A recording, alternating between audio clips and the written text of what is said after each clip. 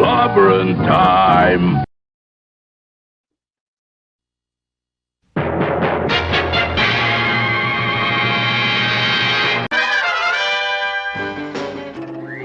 Atomic batteries to power. Turbines to speed. Roger. Ready to move out.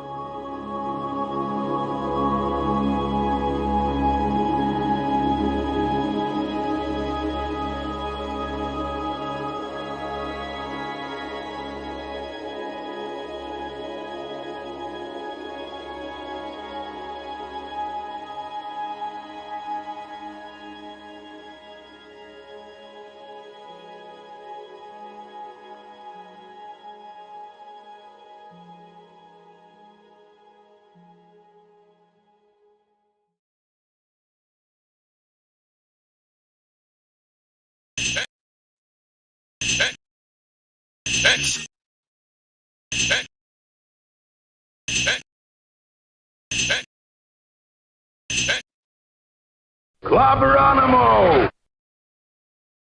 Yeah, wonky. Damn wonky.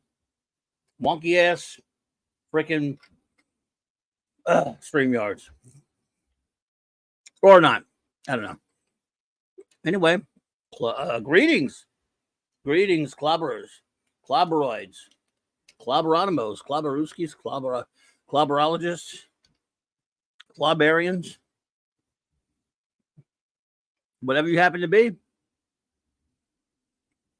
Welcome to Clobberin Times, issue number 659 on YouTube, 1,359 overall, and it is, of course, Wild Card Wednesday night.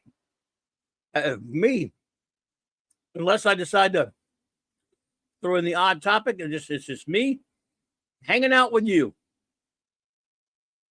and talking to you, talking with you, and just basically having fun, hanging out with my buddies. It's good to see you all. I should be more professional and try not to start out while I'm eating candy, but hey, I'll see. So, hey, how's everybody doing tonight? Hope okay, man. Here's some wild clobbering. Let me just do the show notes and the shout outs really quickly. Then we'll get down to business, which is no business at all because, like I said, too lazy for a bloody topic this week. Yeah, well. All righty then. I want to thank everybody who joined us Monday night on Monday Night Mark C Comics Talk. As you know, and here we are for the Wednesday night, and then tomorrow night, Clobby's Clubhouse, of course, every Thursday night. And Clobby's Clubhouse tomorrow night again for the second week in a row. Raquel will not be here, our wonderful first officer, but she'll be back next week. But in the meantime, I'm not 100% sure, but I think we're going to have our lovely lady friend who joined us last week, Retro Nerd Girl, I think, could be joining us tomorrow night. I have to check that out with Mark to make sure. But anyway, that's going to be, of course, 9 p.m. Central Standard Time for that. Always love that. And before that, of course, I'll be on with on Midnight's Edge After Dark with Tom and that gang, which is always great fun. And then, of course, Friday night, I'll be over at the great J-Man's channel with Sean and the J-Man himself, as we always do on Friday nights, reviewing Jack Kirby's Fourth World Saga. And I'm going to review all of it, and who knows, other Kirby stuff after that, once we get done getting that done. And then later, and then after that, over on to the to my good buddy Nick Weiser's 32 Flavors of Nick Weiser's Comic Shop Talk, Friday Night Comic Shop Talk, 8:30 p.m. Central. It's not necessarily, we don't necessarily talk about comic shops, but we pretend like we're at the comic shop, hanging out, talking comics, of course, with that fun gang there, and it is always great stuff. You should join us. And then Saturday night, another open, well, we have some sort of topics and some other things to talk about. No reviews this week because Raquel is still gone and certainly not going to be on, that is. And she will, of course, join us the following week, and we will resume our Voyager reviews. But this week, and I had a great time this past week hanging out with all of you, just talking about, we talked a lot of original series Trek, which is always great fun. So this week, going to talk some open Trek talk. I actually do have some topics that we will discuss. And I think Jill will join us for that, hopefully, again. And then, of course, Sunday night, the Monday night, it's the big Sunday Night Geekery at the great Mark D with the C's channel. Congrats to him again on getting remonetized. 10 p.m. Eastern Standard for that. The Eatery can become the Geekery, but it's always the Geekery can become the Eatery, but it's always the Geekery. And then Monday night, it's going to be on Earth B. I have not chosen the Earth B comic that J-Man and I are going to be reviewing yet. So I don't have anything to put up there yet, but we will be doing it soon. So anyway, let's do some shout outs. First, I shout out our great wrenches, whether they're here or not. I'd like to give them the shout out. And then I'll shout out all you wonderful friends who were here with us in the chat tonight. Starting off, of course, with that great bronze redshirt himself, Eric K. Hope you're doing well, buddy. The Vindicator wrench of the Great White North, Chris Persia. Thanks for all you do, bro. Hope you're doing well.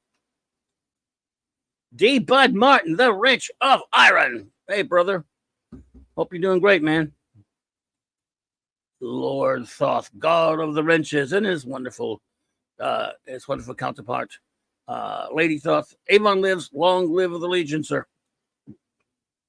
The aforementioned J-Man, a wrench without fear, partner in crime on Earth B, and Legionnaire reviewer extraordinaire. Hungry Boy, master of the Clobberin, painter of the cover of Science Fiction Tales by Commander R.M. Briggs. Stephen Callell, Super Wrench. Maddie's Daddy. We did a French Mjolnir and Thor in Vegas. The rascally wrench himself, Fanty Outsider E. And of course, Clobberin Time's own music meister, Max Redstone. So let's see who is with us here tonight already in the chat. Let me run that back a little bit. Okay, listen. Gwagnar! Hey, Gwag! All right. I can't do it the way Raquel does it, of course.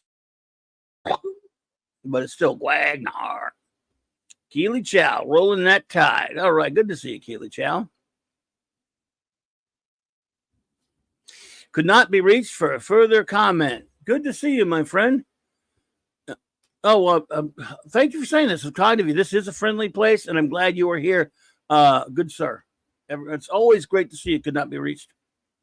Thank you for popping in, my friend. Brian Hepburn, what's up, buddy? Good to see you, man. Joseph Dredd, here comes the judge. What's up, man? JT Kirk, what's up, Kimasabi? Mark D raid. Was Mark D streaming? I didn't know Mark D was streaming. What's he doing? Weird.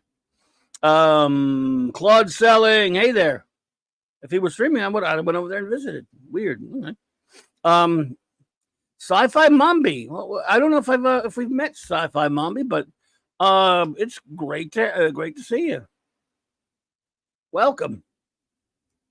Always like to have new friends pop in. And we like to make new friends around here. We do it all the time. So I hope you will be one of them. Captain Infinity and beyond. What is up, old chum? How are you? How are you? Suzanne Eckstein. Suzanne, so good to see you, my dear. Oh, I think did I see Penny pop in earlier? Shout out to Penny if I think I saw her. She left an early thumbs up. So shout out to you, Penny. Love you, Penny. What's up, Doc Fortune? What's up? Good to see you, Doc Fortune. Make them when you can make them, buddy. It's great to see you there. Bop, bop, bop.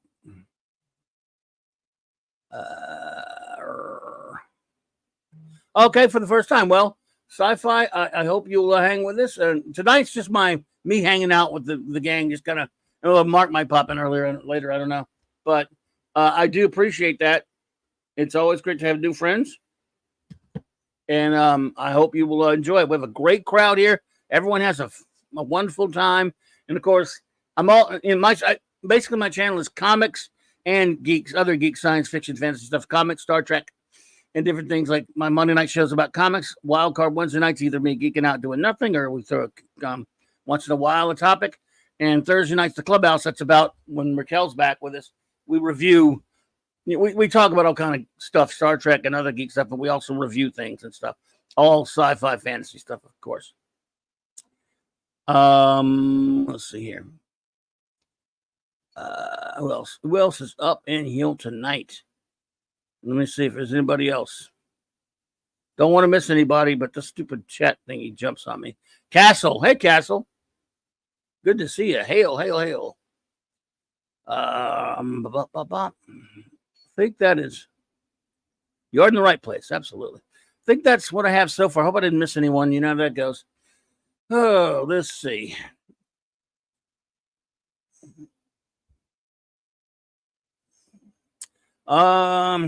What is? I don't usually talk about what everybody else is talking about unless I have a reason to talk about it. I mean, in other words, the big deal, of course, right now, and I'm not going to spend a whole lot of time on it because everyone's doing it. But you'll notice I don't advertise it like today we'll be talking about. I just do the show, and I don't know how much I even want to mention it, to be honest with you, because we'll probably talk about it tomorrow night in the Clubhouse a little bit with Retro Nerd Girl. So Mark and I in Retro Nerd Girl will talk about it a little bit tomorrow night as well. But it looks like everybody is talking about the last episode of Ashoka.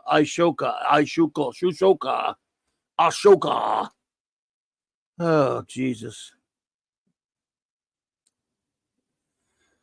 Boy, oh boy, it's just not that I expected it to be any good or anything. I mean, didn't expect it was to do anything with it, but I don't think it was. Hey, what? Let's see what Fancy's asking here.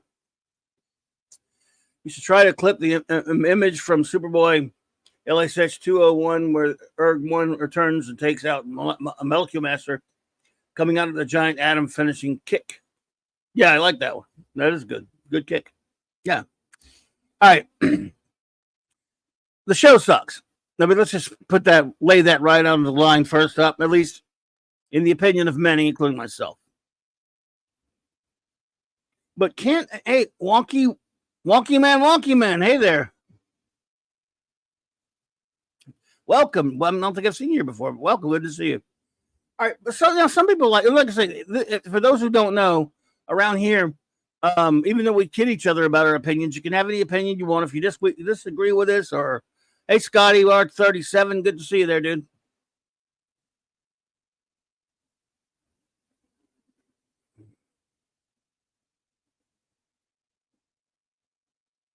I think Ashoka's a terrible show, Scotty. I can't agree with you on that one, but that's fine. Caesar's done what Trek fans want, which is respect fans who love the lore. I'm not so sure about that, but I mean, that's certainly doesn't seem like it to me. But anyway, hey, Ravenscroft, good to see you. But I'm glad you're good to see you, Scotty. It's always good, a pleasure, sir. But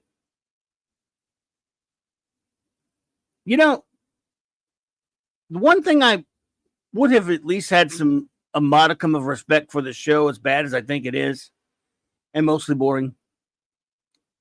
If no, I got you, Scotty. I see what you're saying, Scotty. If you are going to fill up 7 episodes, I hear you, Scotty. You clarified that good. Hey, Maddie's daddy, what's up, buddy? If you're going to fill up 7 episodes with questions, by episode 8, could you answer a few of them? Even if I still might not have liked the show. Obviously, I didn't like it. I hated the episode. Hate the show. Personally. But because it's only filled with questions with no answers.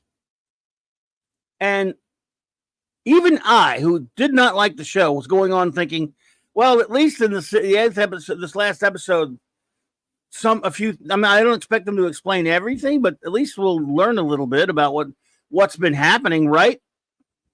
Oh, yeah, I watched it all, Scotty.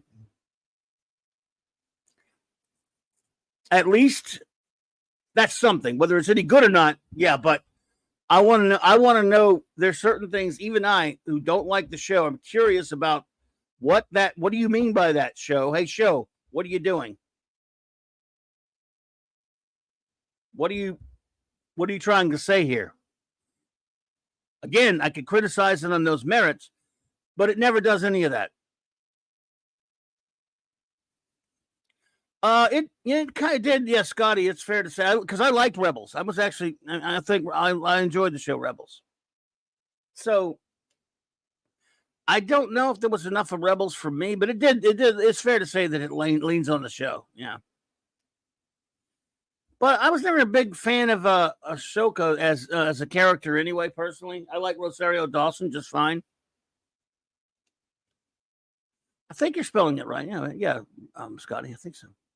So, but I'm not a fan of any show that each episode kicks the can to the next one and saying, okay, that one looked exciting, didn't it? Wait till next episode, we'll explain it. Boop, boop, boop. And well, now you got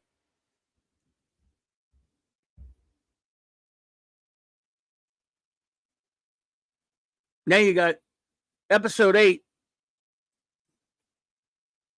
Not one thing is explained.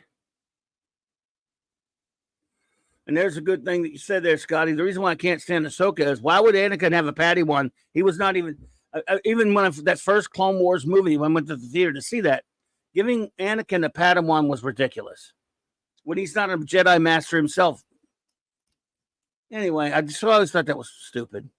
But be that as it may, a lot of people like Filoni's like the stupid ass, what's her name, Ahsoka, but I don't. Hey, man, look who's here. Hey, were you just talking about how much you loved Ahsoka and how she's your favorite Jedi, and the show answered so many questions, and you're giving an A+++++? Sure. No, you're gonna boot me. Sure, whatever. Yeah, I guess maybe that's exactly not exactly in those words or anywhere close to those words or even syllables or even sounds, but sure. Other than that, syllables. Other than that, you've been watching Blackadder. That's right. Empress NM. Hey there. So yes, other than none of that being, you're pretty much spot on except for all of it. What you just said. Everybody just said is BS. Yep. Yeah. Oh wait. Yeah, Hide right. everyone. Yep. Yeah. Thanks for the tip off. If I gotta find it, I need to put these in a better place. Here we go. Everything that guy just says is bullshit. Thank you. What you doing? Did you watch? I did watch it last night, but yeah, hail to everyone in the chat. I did a impromptu gaming stream before, and I was trying to end it at 9, or 10, so it would be over. Oh, that's no big deal. I don't know, but I ended it. Yeah, but I was trying to get to the save point. But it's a fun game, that Star Trek Resurgence. It's a good storyline going. Oh, I would have watched to play the game, but I didn't know about it. I didn't see it. It didn't pop up in my feed. Oh, it didn't pop up. Yeah, it was a last minute thing. So hail to Brian, Gwag, Phantom, Capfinity, Scotty, JT. I got you. Yeah, it's I just just said, let me play for an hour and see. no. Okay, cool. That's Yeah. cool. But I did watch Ahsoka last night, and one thing I mentioned, I mean, the lightsaber duels. I mean, they're moving so slow in these. They're boring. I gotta- Everything, the whole they're episode, the boring. whole thing is filmed in molasses, man. The show is Yeah, I like mean- filmed. I'm so convinced it's slow motion, like the old $6 Million Man show. Yeah, I mean, Ahsoka should be flying around as a Jedi. I mean, you bring back Ray Park or better training. I mean, it's just, and I got a make a couple clips or screenshots.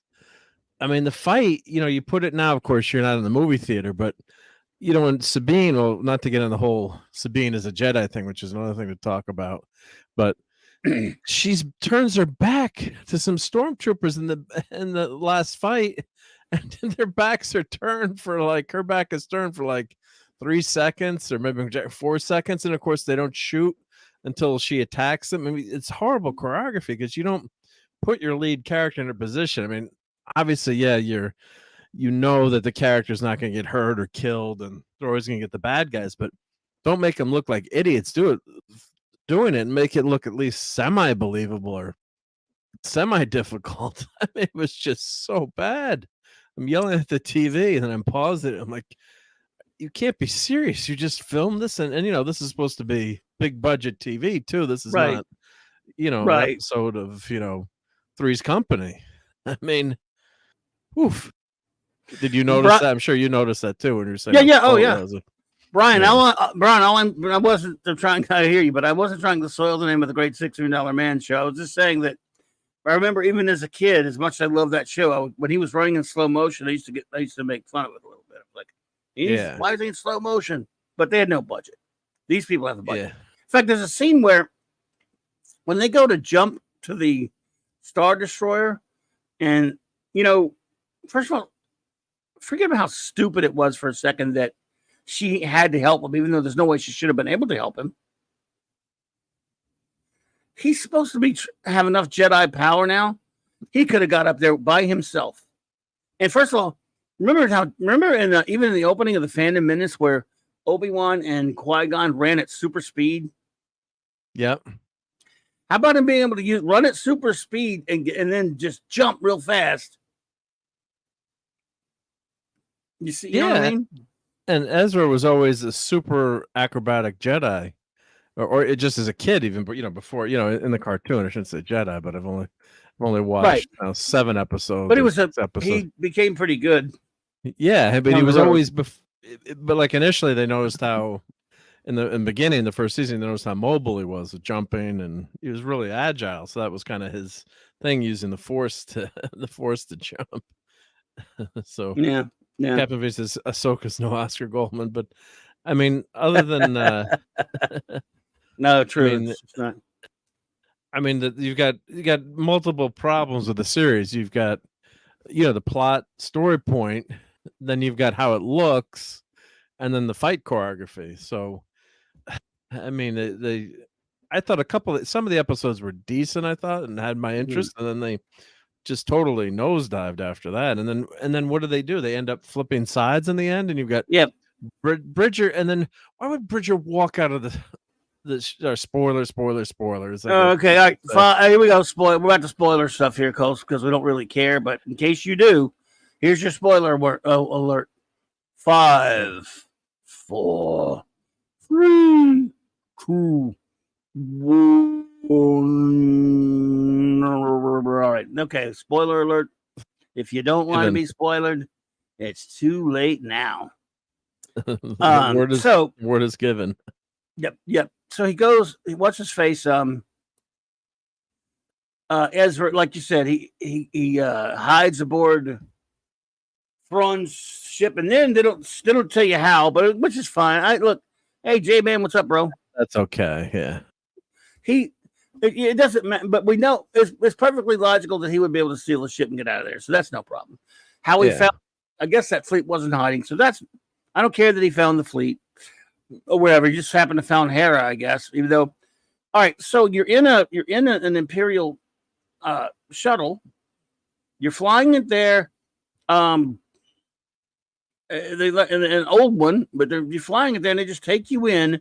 You don't even just tell everybody who you are. You got to have this stupid dramatic scene where he walks out dressed like a stormtrooper, and they're all like holding guns on him. They didn't even verify who he was, and it could have been a bomb. It could have been any kind of, like a terrorist attack or whatever.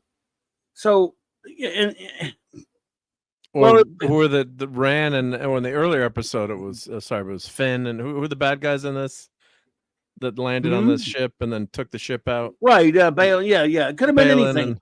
Right, because the first episode, you're right. There was Balin and Shinny or whatever her name was. Shin went aboard they were on false pretenses allowed aboard a New Republic ship, and then they killed everybody.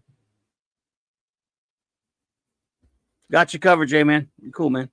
So anyway, so you think they'd be a little, tenuous about that. So why can't he just talk, hey, look, everybody, this is me. It's Edgar Bridger. I'm back. Let me just land. And then, no, they had it to be cute and have him get off the ship in a stormtrooper outfit. With a helmet walk out with the helmet on. And for them to go, oh, they're all mouthing, who is this? And he finally and then he takes it off. Because Chopper knows who. Chopper goes up and recognizes. Yeah, Chopper recognizes him because it's like a dog, I guess. The whole point is it was just stupid. That whole scene's dumbass, moronic crap. Well, you'd radio in and you wouldn't. You'd radio in and you'd say and you'd come out with. Well, if you change out the stormtrooper garb, I mean, you wouldn't, or you at the very least you wouldn't come out with your helmet on so you get shot at. I mean. Hail, Chris Berger. Yep. So it's it's just stupidity stuff where it's like, too cute by half, but it's right. You're insulting your audience. I mean, it's just and it doesn't take much to pick that up either. We're not screenwriters here, or it's come on. It's like this. You know what? This would have been. There would be better. There are better stories, There are better Star Wars stories concocted by little kids in their backyard in the 1980s playing with their vintage Star Wars toys than these jackasses can make up. I mean, they're just, it's absolutely ridiculous. These are crap writers. The show is garbage. David Filoni is an idiot who loves, who contradicts his own crap much as everyone else's. It's just, God, he's such a jerkwad. He's crap, and this show's crap. And you know what? I was trying to give it a shot each week, at least, and even this week, even though I have not liked any of them. I'm like, all right, well, at least give us some sort of closure on the season. What was this all for? Yeah. And apparently, the only thing that was a development of any kind. Patrick DeLeese, what's up, old chum? Good to see you, buddy. The only thing that was any kind of I guess, a closure of any kind was that Ezra goes home, but then they stay back in that other stupid planet.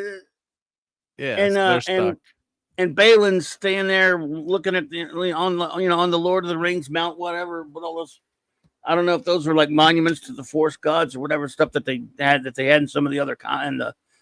I don't know if that was Clone Wars or was it? I was confused what that was, and then I was so tapped out by then. And maybe someone in the chat knows, but I was just so annoyed at that point. I didn't even bother. Yeah, it was just futile. It's just trash. No, it was not. Look, I'm not even worked up about it. Not really. I just think it's just such a waste. It was a waste. Yeah, thank you. A waste is what it was. Okay, Star Wars now officially has. Disney idiots. There are officially 5 series, if I'm right. Is that right? 5. Yeah. 5. Mandalorian has 3 seasons. The 3rd season's a piece of garbage, in my opinion. I could not finish Andor. Just didn't really, 4 episodes in, and I'm just, you could only fall. Even I who need sleep can't sleep. Even I can, only sleep so much. And then that's was allegedly the most highly rated one. I haven't finished it either. I guess people seem to say that's the best one. Yeah, the people who have finished it say it's pretty good, which is fine. So maybe it's the best one. Book of Boba Fett was a piece of garbage, in my opinion. Ahsoka's a piece of garbage, in my opinion, but the worst one is still Obi-Wan Kenobi. Is there another show I'm missing? This is one. I'm talking about their live action crap. Let's see. Well, we've got. Well, and this, right? Yeah. So So 5 shows, 5 I shows, guess. yeah. You know, I And the Boba Fett almost became the Mandalorian for a few episodes too. yeah, those were the only decent ones. But yeah, so it's again just those shows. They're all drivel to me. But like anyway, to me, Star Wars existed in 1977 and 1980 and 1983. And then I'm not a prequel hater like everybody else. I kind of like, I can live with the prequels. They're okay. But my Star Wars fandom kind of ends with those first 3 movies and in some books and some comics and here and there. So anything after, before you mentioned Rogue One, I thought Rogue One was an okay, fun movie, but it's not really. I'm willing to sacrifice it and give it up. I like Rogue One. It's okay, but I could do without it if losing that means getting rid of the Disney trash, I'm all for it. Well, Scotty, on Return of the Jedi, I hated it when I first saw it in the theaters, and I was 19 years old. I was waiting 3 years to see the follow up to my all time favorite movie, The Empire Strikes Back, and was very hurt and disappointed by that movie. I really hated it. And then over the years, I didn't watch it a lot, but the way I watched the first 2. Hello, Parker Luck. And then eventually, I've softened up on it a little bit, and now it's kind of funny after. Now I actually I let myself enjoy the things, a lot of parts of it, and don't stress about the stuff I hate in it too much. And even though it was an extraordinarily flawed film, I accept it. There's a lot of good things in it, and I can watch it and have fun any day now, as opposed to. God, I love that movie. Yeah. As opposed to before when I just hated on it. So there was interesting. Mark Altman did a mag. I think it was called Geek, something Geek Mag in the 90s. I forget the name of it. I forgot for some reason. But anyway, he did an issue called, I think it was like 100 Reasons Why We Hate Return of the Jedi. And then tease it 10 reasons why we love it anyway. I don't know if it was 100, what the number was, right? But it was a bunch, and there was a smaller number that said, and reasons why even those who hate it still love it, if you see what I'm saying. Because it's still got the crew. And of course, honestly, he was like me. He hates the Ewoks, stuff like that. So, Sci-Fi Universe. Thank you, Patrick DeLeese. Well done. That's what it was. I remember there was, there you go. 50 ways to leave your lover. There you go. Oh my God, the hype for that movie, wasn't incredible. Jedi, of course, Empire equally so, but what a time to go to a movie theater. I guess you were disappointed. I wasn't. But God, in retrospect now, I guess you're saying too, and there's flaws in the movie, but compared to what you get. I walk in and I'm seeing, first of all, it starts off, like I said, my biggest complaints went as follows. Starts off as the Muppet Show. Then we have kind of a cool scene where they rescue Han, and then we have to find out this brother and sister garbage, and Yoda dies. I'm already like, I'm grieving and aggravated at the same time. And then we get the freaking Muppet. We get the Care Bears movie, and then we get all kind of cool stuff with Luke and Vader. Then we get all the great, action and stuff with the space action, space battles, and then we get the stupid stuff with Ewoks helping Han again, and it's all up and down. And one of the worst things in it is Han Solo's character, to me, and still is written pretty terribly in Return of the Jedi. I kept calling him Gomer Solo. He was not his cool self. He was a little too hammy, too campy for me in that film. His dialogue and some of it, and he wasn't as cool as he was in the first 2 movies. I don't know what it was. It just always bothered me. Gomer Solo. He didn't shoot first in that movie? He just in didn't that version? Yeah. No, he didn't do anything.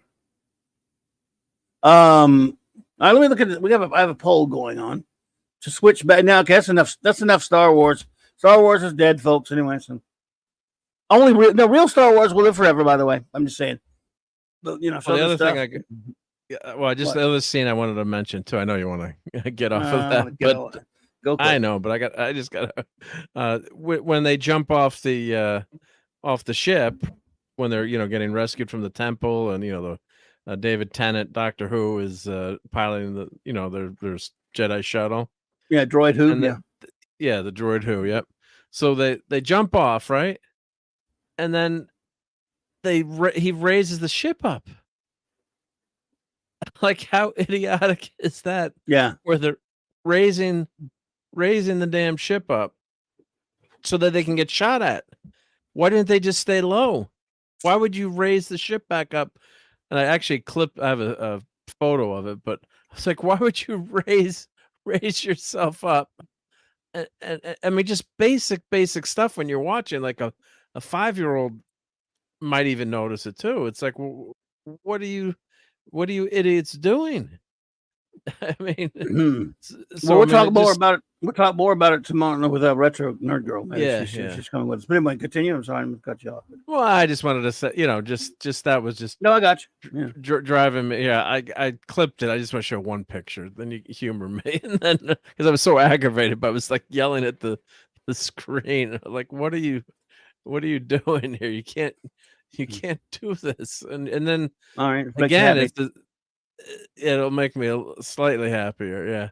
It's unhappy but happier, you know what I mean? Yeah.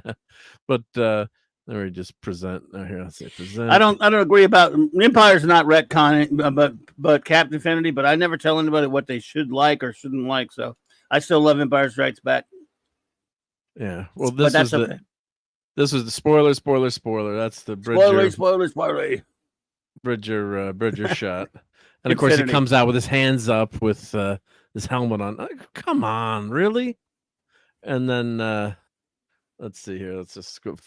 And there's is that Captain America on the right at the end? Maybe. Doesn't look like Captain America. Is it a mask on, or is it me? Shit! It does look like Captain. I didn't get a close look at it, but I was watching the show. I didn't give a shit. I think that's Captain America. Is that? Oh my god! I know it's not, but that's funny.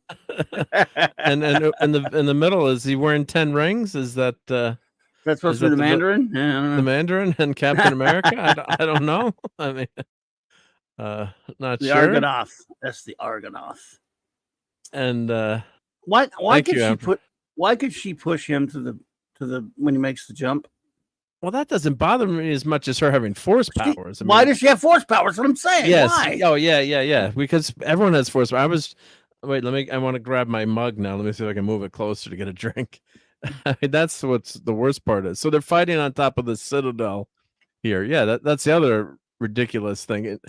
So these are these the zombie troopers? The zombie troopers made me want to. Zombie troopers, yep.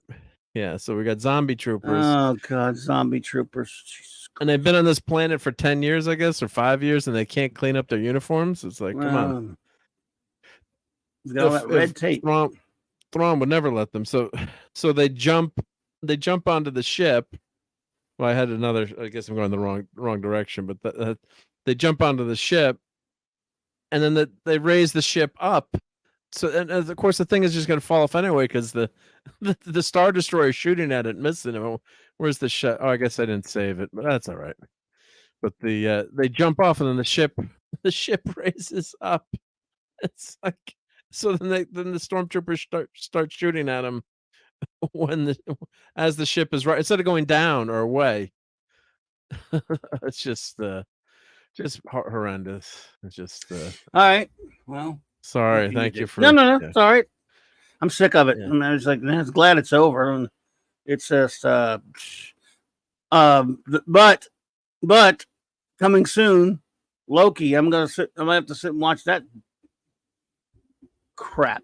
Oh God. Who was talking about that today on the stream? Was it Chris Gore? Was he talking about how bad it was? Gary and Hans were on last night talking about this. Yeah, I think Chris Gore got a preview copy and was saying how horrendous. Yeah, Chris Gore has seen it. He was talking about it today. Yeah, that's right. Chris Gore was talking about it. I don't know if they saw all of it or what, but Loki season 2. And I'm one of those dummies that watched every Marvel show, but that Miss Marvel drivel. You watched that, didn't you? So yeah. So actually, that was better than Loki. I knew you were going to say that. You got to get that in there, didn't you? Well, everything's. Loki was garbage the first season, and this second season I need to watch One Piece again. J-Man, there you go. I need to watch One Piece again. Can't agree with you there, Scotty. I think he's a good dude, but that's all right. I mean, I don't know him personally. I'm saying, seems like it's good to me, but anyway, we're right. Okay, so look, no, let's Miss Marvel. J-Man watched it too. So there you go. Wokey. Thank you, J-Man. Yeah, and at least the actress who plays that character loves the character and is going all out to try to, do whatever she can, And actually, she co-wrote one of the comics actually now, but at least you can tell she's really enthralled by the character. So I don't think it was a great series, but it was watchable in some places. It was more fun to watch than this waste of time. Ahsoka, I mean, Well, anyway, Scotty, that's fine if you're getting riled. I don't know what there's no such thing as toxic fandom, but he didn't. But I don't know what crazed is either. So yeah, enjoy your riledness. Riled away. Let's see here. Infinity's looking forward to season 2 of Woman Hulk. Oh, you crack me up, dude. Oh, so what? I'm sorry. What were you saying? No, it's just that. No, that's okay. But yeah, I got riled up too last night watching this. I mean, but yeah, watch and like what you like. But I was just, when idiotic stuff happens in shows, I mean, yeah, you can overanalyze shows sometimes, and as a Star Trek fan, or you can pull apart episodes. The joke on Shatner on Saturday Night Live. What was the combination? The safe on whatever planet. The joke that they play, and Shatner's like, I don't know what it was. It's just a TV show. But as fans, we love these things, and we live and breathe them, and it's really important to us. And when the show does blatantly idiotic stuff, that can't be explained or makes no rhyme or reason, on top of being boring, and at least if you could have said, oh well, that, say you don't like the prequels, right? At least you could say, when you watch those fights, the lightsaber duels, damn, they're good fights, right? I mean, I don't think most people say, the Duel Fates music is utterly fantastic in my opinion. Brogu. Hey, Brogu. But yeah, there's good point. Or the pod racing scene, like Dadman doesn't like the pod racing scene, but just that, as it's on its own as a film, it's beautifully filmed, and it's, in my opinion, it's some great few minutes of the movie. Does it belong there? Do you need it? Do you need, the young Anakin? Maybe not, but just, you can be entertained by it. But again, I was watching that, last night with the ship, and they're jumping on the ship, and they raise the ship up so they can get shot at, and the Star Destroyer can't hit these guys aren't moving. And sorry, I'm ranting and riled. There's a Star Destroyer sitting like 300 feet away from them, and they can't hit them. But they can destroy the temple, but they can't hit the Jedi ship that's there with no shields on. What's going on? You can't write your characters into a situation like that. You got to write it so that you explain it to the audience. But you've got this massive Star Destroyer that can't hit anything 30 feet away or 300 feet away. Well, if you don't want to save it for tomorrow night, I guess we can keep going, because we're I'm sorry, Zach. Joe Dog, what's up, buddy? Annoyed me so much. I'm just saying, if you want to keep it, yeah, I mean, no, we'll talk about it tomorrow night. It's fine. Yeah. No, I'm just saying, because I think is Retro No Girl going to be here? She said she's going to be here. Yeah, she said she could be there. So, yeah, I'm sure she'll want to. And she did a watch party review this morning. I couldn't watch of episode 8 of Ahsoka. Okay. Yeah. Don Ranger Power, what's up, buddy? Well, I just want to address something real quick. I'm trying to Sure, yeah. Doc Fortune said, "Fandom is fandom. If the fans are upset, it's not toxic. The product sucks." Yes.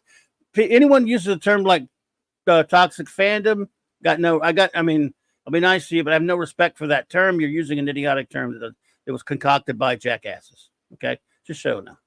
Just so you know, there's no such thing as toxic fandom. There are people who behave in toxic manners, if you like that word, perhaps. But no, toxic fandom, no. Ridiculous. So does anyone think any of these franchises can be saved? Star Trek, Star Wars, Lord of the Rings, Marvel? I think they're all doomed forever. Now, I pretty much think that as well, Ravenscroft. I mean, it'd be nice to be proven wrong on some of it, but until I see any kind of light at the end of the tunnel for that sort of thing, I don't believe so. Fanty says, there's no toxic fandom, and if the fan becomes toxic, it's because the product offered to the fans is tainted, spoiled, or toxic. Fans do not control the quality of the product offered, unfortunately. Yes. Fanty, yes. So when people use that stupid term, toxic yeah, fandom, I think that term has evolved to mean something that it shouldn't mean in terms of creators not being able to take criticism. That's one thing to, you can be toxic in terms of how you critique something, in terms of being an a-hole about it, in terms of saying, oh, that guy's a jerk, or I can't stand Dan Slott, or versus telling Dan Slott why you don't like Superior Spider-Man, or liked it. I happen to like it, even though and he blocked me. But it kind of becomes one of those catch-all phrases where, oh, well, you don't like it, so you're toxic, versus these are my genuine criticisms of the show. And you guys know me pretty well from listening a lot. And I try not to get too worked about things, but that episode last night, as I was half falling asleep, still got me angry with what it is. I don't consider myself, quote unquote, toxic, but someone could lump you in being, oh, you're just one of those toxic fans who doesn't like anything. Like, no, this is why I didn't like the show and what I didn't like. But hey, if you liked it, hey, that's great, right? My son actually liked the show a little bit. I don't know if and I was like, Eric, you really like that? I'm like, the last few episodes are kind of lame. I haven't talked to him about the last 2 episodes. So episode 4 and 5, I thought were marginally better. And there are a couple of good things about the show, but it's just, but that's the problem with that term toxic fandom. It can be used as a brush to ignore legitimate concerns of people who love the show or love shows or different genres. So it's used as a cudgel for these people to, against their enemies that they don't like. Anyone who doesn't like it, anyone who complains about the show that's toxic, and it's crap. Yeah, they're crapoids. Take a look at the poll I have here that I put up. 38 votes already. All right, everybody. Thanks for participating. Just a question asked every now and then. Which do you prefer? Marvel, DC, both others? And we got Marvel is got a whopping 34% in first place. Both is a 37, and that's in first place. Both is 37, and DC has 36 by itself, and others has 33. So I'm both when it comes to that. I love both sets of characters equally. But some people will tell you most part. Yeah. Some people tell you that they lean mostly toward the Marvel stuff, mostly so the DC stuff. Clearly, not the crowd here is either mostly Marvel or both. So again, I do love Batman, Superman, Flash, Green Lantern, Green Arrow, but I mostly collected Marvel growing up, and then started collecting more DC. But yeah, Clobberin Times, I prefer more than DC Marvel, but IDW and Boom as well. I thought the latter did a great job publishing Power Rangers comic books. Yeah, well, see, when I put a question like that up there, though, Don, Marvel and DC have sets of characters. IDW is mostly they're mostly licensed stuff. IDW doesn't have any characters that they published or even stolen like Marvel and DC did. They do IPs, and in other words, franchises or licensed stuff. So they don't really have a big, gigantic, batch of characters. That said, if those are the books you buy, though, okay, I hear you. And same with Boom, really. I guess Boom doesn't Boom pretty much do the same? Or they do a lot of licensed stuff. I think so too, right? Yeah. Nevertheless, I know what you're talking about, and anyone who does your Power Rangers books, there you go. And I'm glad you're honest. I appreciate your honesty. Captain Finley says, I was toxic for long before I got here, baby. My opinions and insights are no less valid. Exactly. Way to tell it, Kimasabi. Infinity, your insights and opinions are always here with us, and we want them here, right where we want them, dude. Especially on time travel. Especially on time travel, but don't listen to that HC guy. He'll steer you down the wrong path, and I think you know who I'm talking about, buddy.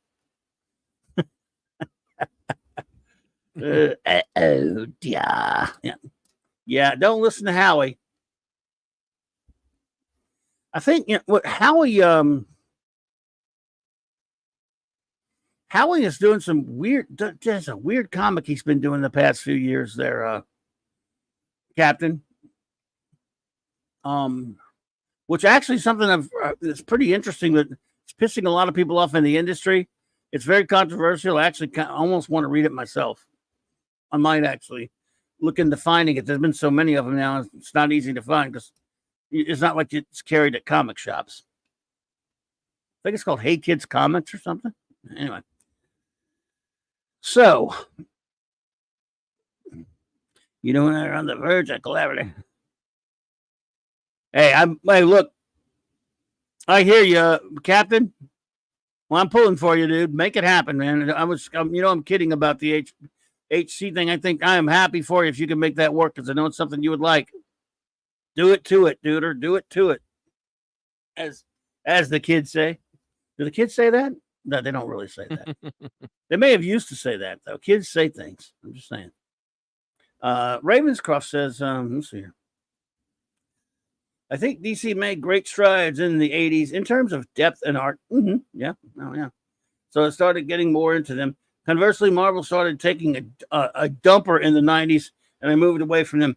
Yeah, I think Marvel started their dumping in the mid to really kind of almost throughout the 80s, but it's definitely the mid-late 80s, in my opinion. And then into the 90s. That's when they started. And their 90s stuff, oh, God. Man. Marvel. You think the 90s stuff is bad? Try reading new comics. I understand that, but I can't since I'm not even bothering. The era when I was more susceptible to buy one going to comic shops all the time is what I'm talking about, though. I mean, I'm not just I don't disagree with you. You're right. I mean, but sorry. That's why I have most of my a lot of my collections 90s comics and onward. But I had a word for it. What'd you call it? I had a term for it. I called it the vile 90s.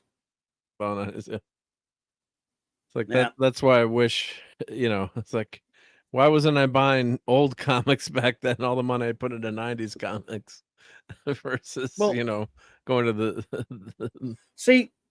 When the Image guys left Marvel to go to Image, and they made a big impact on especially the direct sales comics, everybody started, especially Marvel, started to try to copy them. They just couldn't. Which that means everybody at Marvel started having their costumes changed to the spiky armor. I used to call it the spikes and armor effect. Like, look at all these characters. Everybody's got spikes and armor, and just these costumes are more hard edged. It's like. They're all edgy now. It's still 90s. Yep. Hated that, man. Yeah, the Ghost Rider reboot. Oh yeah, Danny Cat, Ghost Rider with all this spiky armor he changed. Spiky armor, something. Shite. Yeah, everybody, even did it to Daredevil.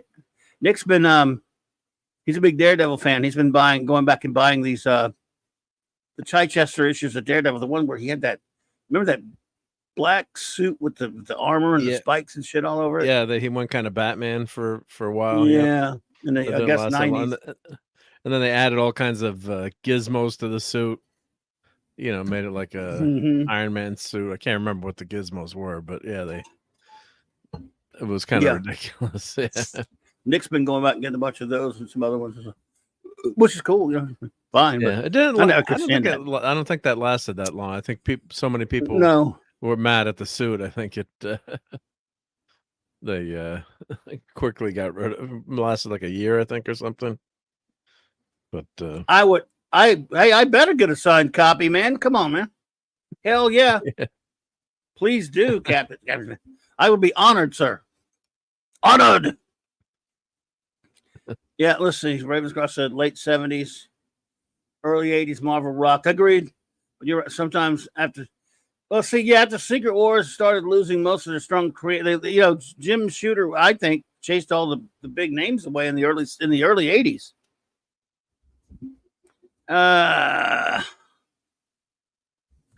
Doc Fortune. Gen 13, Wildcat, Scud the Disposable Assassin, the Tick, Boone, the Max, all that shit was my. Yeah. I just said spoon. Sorry. Spoon.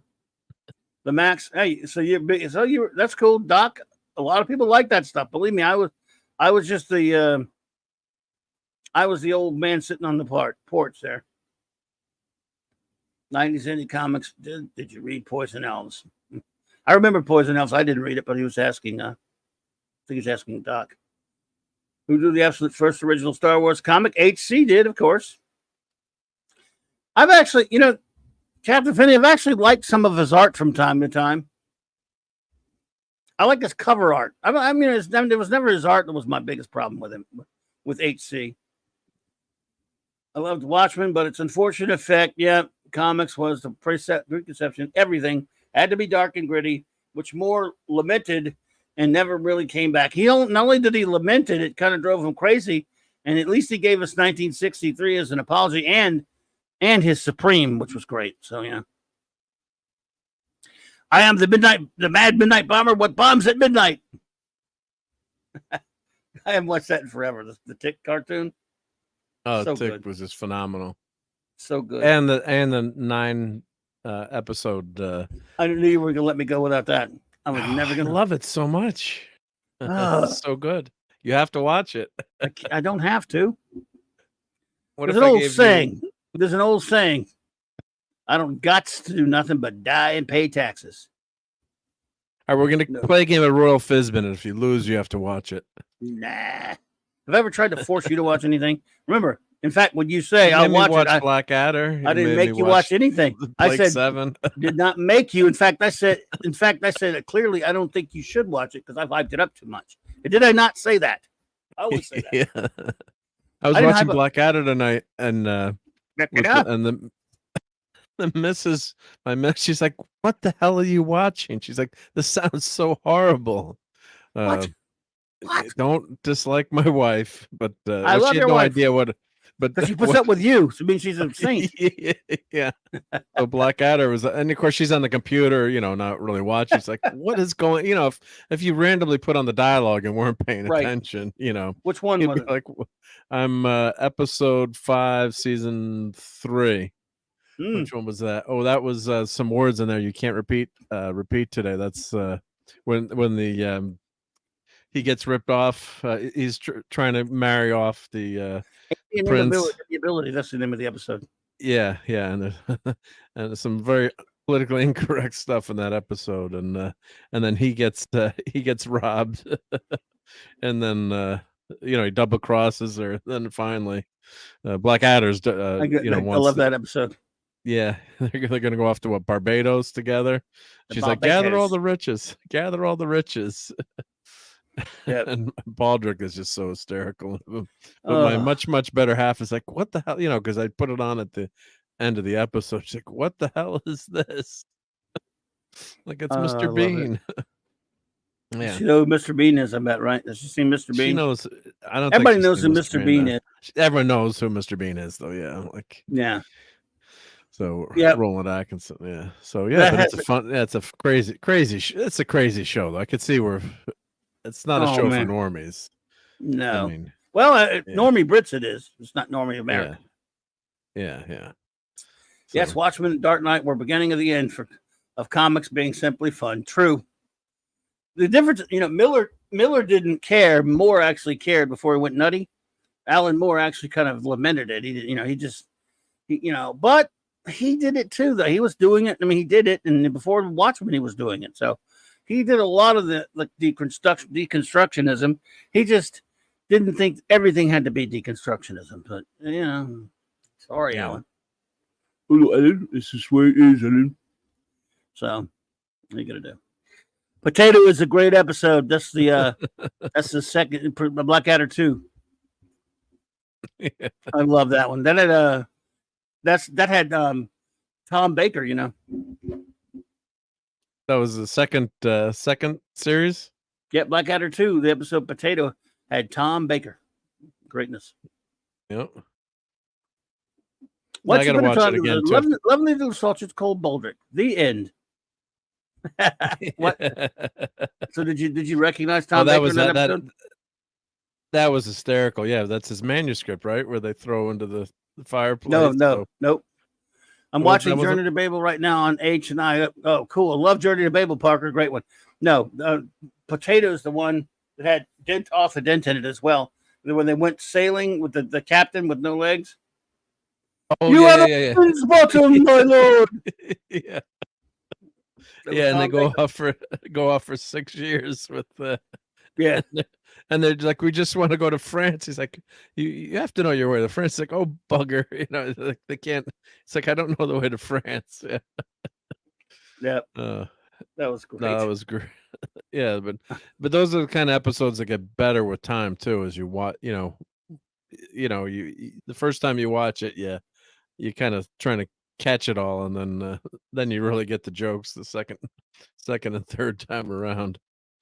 But yeah, it's a crazy character. My God, it's just and Hugh Laurie is fantastic in that third series. So I started watching episode 6 tonight. I didn't finish it.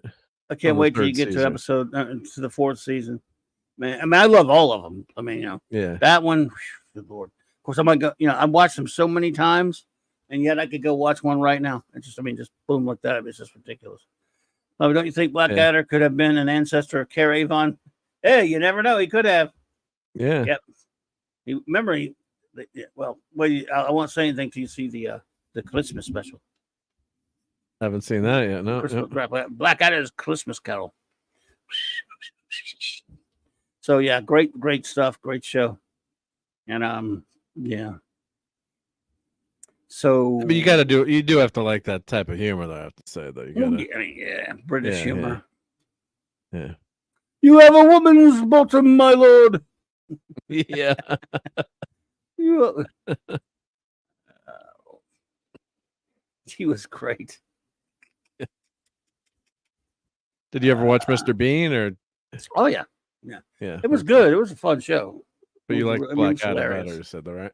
Yeah. Oh yeah. I mean, Mr. Bean was hilarious sometimes. I mean, he had a great gift for that physical comedy. But it was just. I'm glad you're making me watch Blackadder. It's been. But I never make anybody watch anything. Now I wish you weren't watching it. Stop watching. Stop watching. Bob? Don't watch. Strange name for the go girl. Watch Ahsoka. Yeah. Well, how did that witch get so good with that ebony blade that she was using? Sorry. We're not supposed to. Oh my God. How did she get so good at sword fighting? Just to try from another thing. She wasn't too good at it. She got killed. Yeah, but Ahsoka should have taken her in 30 seconds. She was trained by Anakin. I mean, she's been fighting as a Jedi for all those years. And what did this woman do? They give her the sword, and all of a sudden she can fight with it. Dave G Sound. What's up, Dave G Sound? Do you want to go back to that? Because man, no, it's okay. That's okay. Just that was the other thing that's everybody's been driving me crazy. It was my fault for I didn't know where you were. Das Wolfen, what's up?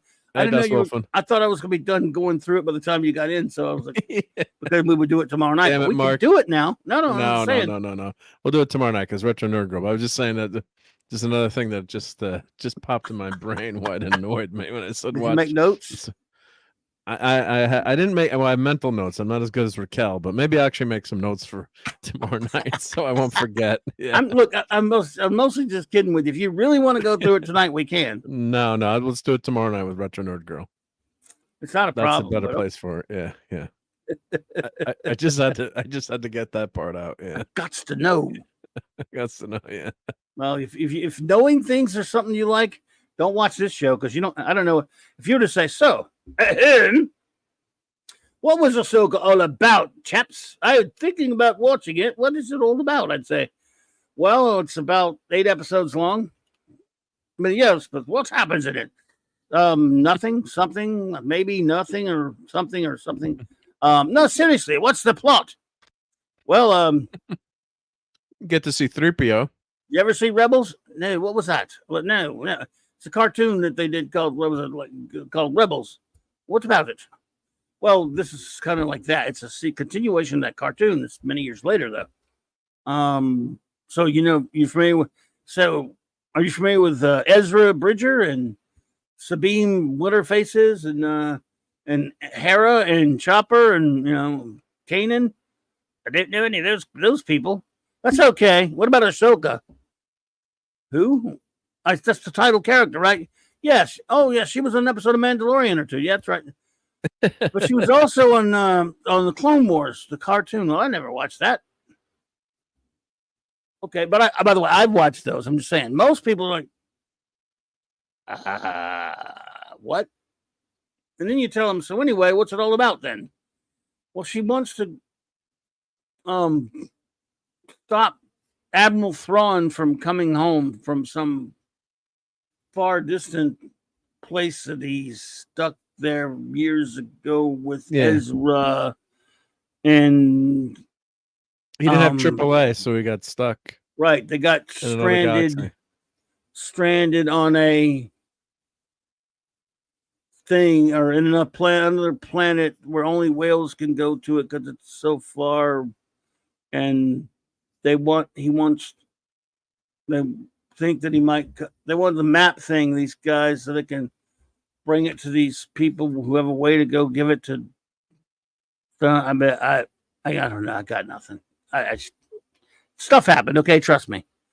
And 8 episodes. You can't tell me anything that happened in the show. Well, they had some lightsaber fights. Oh, that's nice. Really? Yeah, they're kind of weird and slow, and they're not really all that exciting.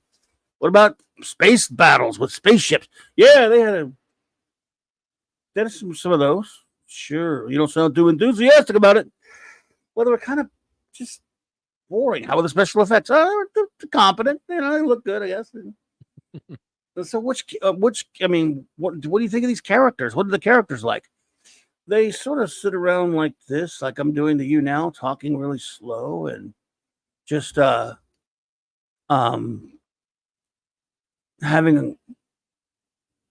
a conversation, like we're sitting in a big bottle of molasses, talking about feelings and talking about stuff and how the empire's been destroyed all those years ago, but we don't want him coming back. And this guy named Thrawn, the blue dude, he's dangerous. So these bad people want to bring him back. And I think that's what it is. And this girl who's really a Mandalorian wants to be in with the Force, or no, she doesn't want to be. I can't remember if she wants to be or not be a Jedi, but she's super powerful because she got stabbed with a lightsaber. I remember that part, and she survived because because she's a girl. So she never wanted to be a Jedi in Rebels, right? I can't remember. Yeah. I think she kind of resisted it. She was a Mandalorian. Yeah, she's a Mandalorian. Why does she need to be a Jedi? So what does Ahsoka do? She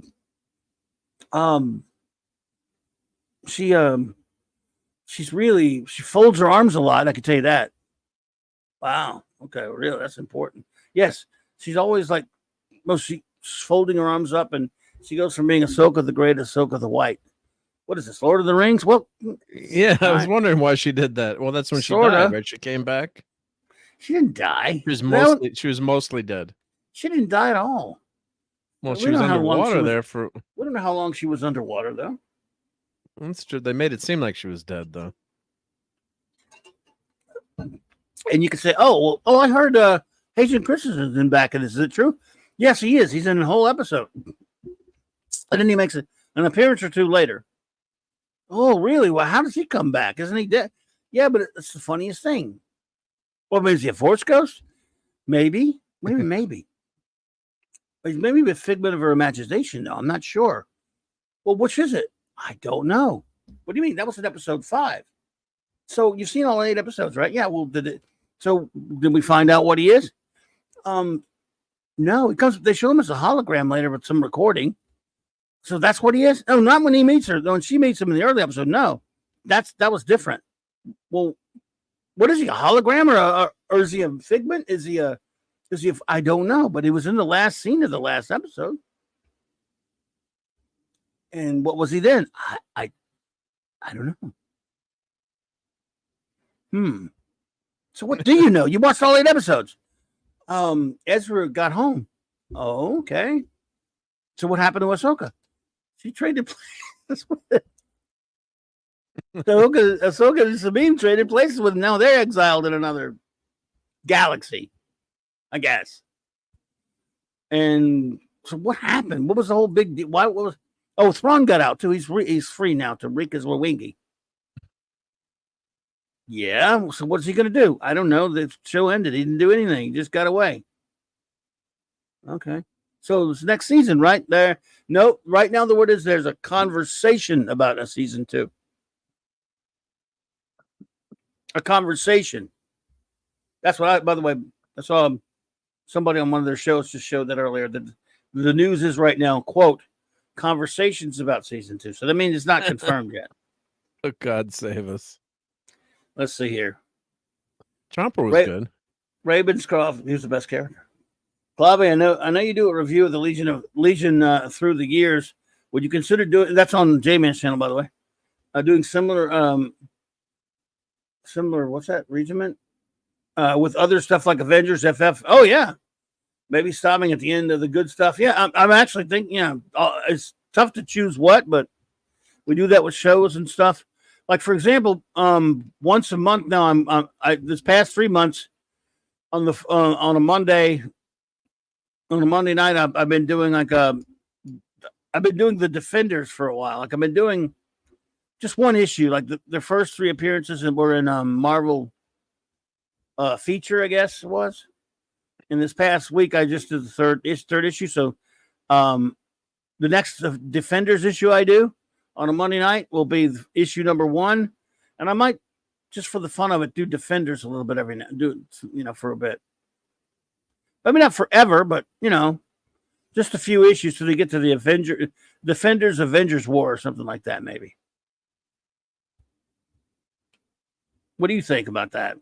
Yeah, Mark? that's pretty good. Yeah, no, I think that sounds pretty. I love the Defenders. Yeah, great stuff. Did you like them? Yeah, I like the Defenders. Yeah.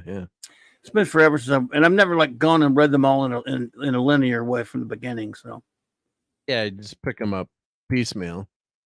Yeah, it's kind of fun doing that. Clone Wars movie was first appearance. That's right. What's that? Well, I was saying, of course, then did they try to bring them back at one point, the Defenders, or yeah, they brought them back. They try to modernize them. Much as I can't stand Eric Larson, he and Kurt Busiek did a pretty good one there around 2000. The last 9-10 issues. Right, yeah. I like that one. Yeah, pretty good for a while. Yeah. So, oh my goodness. Let's see what our polls saying for no particular reason.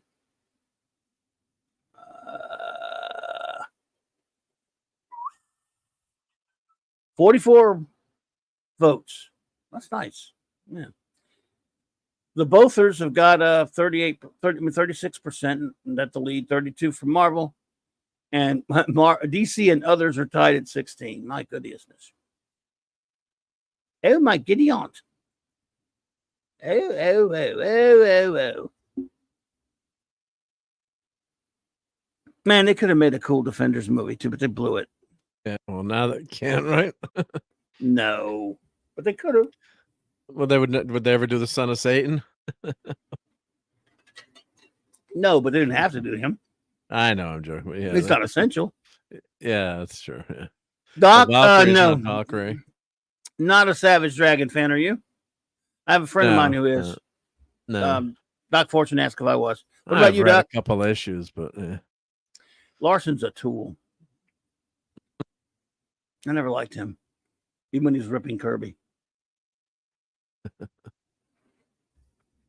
Defenders up to when they meet the original Guardians of the Galaxy intro Starhawk War.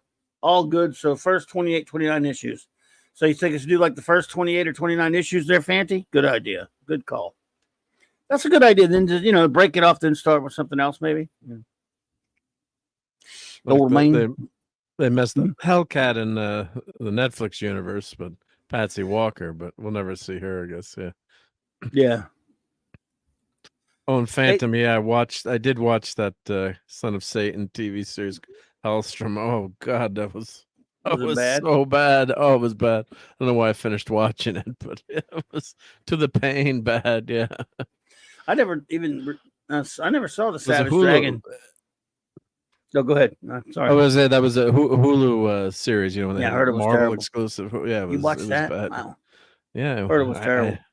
Yeah, it was. Trust me, it was. I don't know if Ahsoka or that. What would I think Hellstrom I'd watch just because it wasn't desecrating something that was already live action.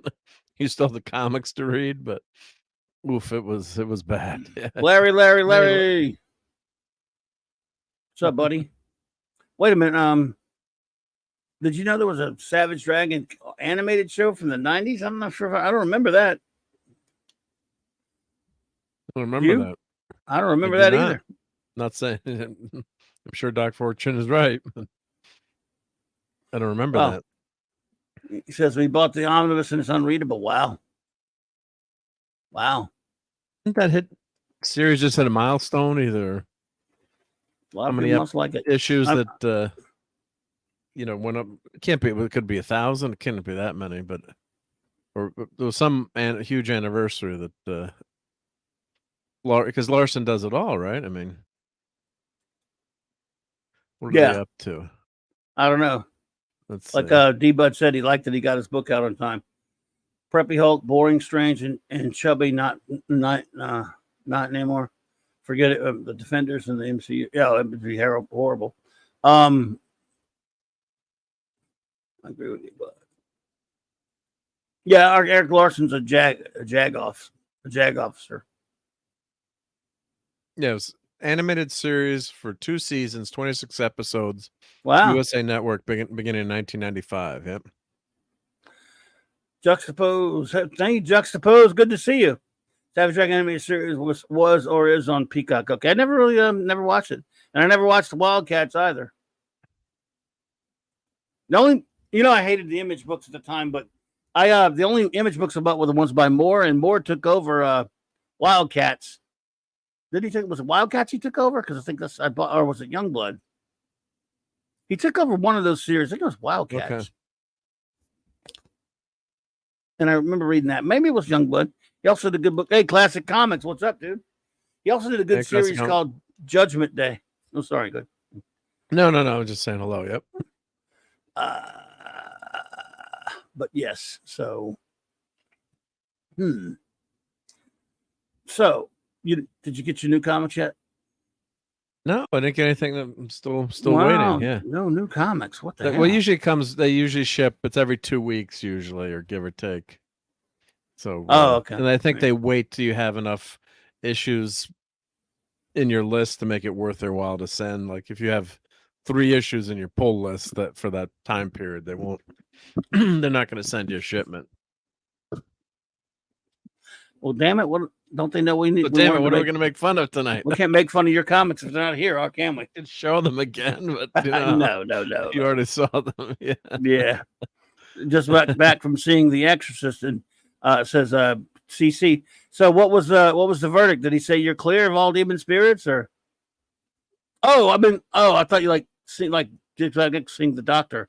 Like now you can go see The Exorcist, and there's a new Exorcist movie out. There's a new one. I thought he meant he had an appointment with his exorcist after watching Ahsoka.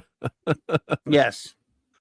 No, I know it was a new. I know there's a new one out there. I just don't really understand why there had to be a new one. It's October. It's got to have some scary movies, and I don't know why that haunted house movie, Disney based, was not released in October. It's streaming now on D+. The haunted house movie that our buddy Paulie reviewed. I think he gave it a pretty good review. It's like, why wouldn't you come out with that in October? Why they released it in July? Weird. Who's in charge over there? Dumbasses, huh? Yeah. Wow. Is Linda Blair in that thing? In the new one? Oh, in the original. I'm sorry. Oh, showing the original. Because I heard there was a new one. My bad, CC. Yeah, I thought there was a Adam new one. Events. There you go. Yeah. The 50th anniversary. So, you have the willies right now at all? You spooked? Because it spooks the hell out of me. Hell, that movie spooks me so much. All you have to mention is that you watched it. And I'm spooked that you watched it. I didn't even watch it today. I haven't watched it in 20 years. Or more than that. There's no way I'm watching that movie again. I couldn't sleep for months after I saw that movie. So, and then there's all kinds of stories about how freaked out it scared people. And they did like, I remember on this retrospective for this 50th anniversary, they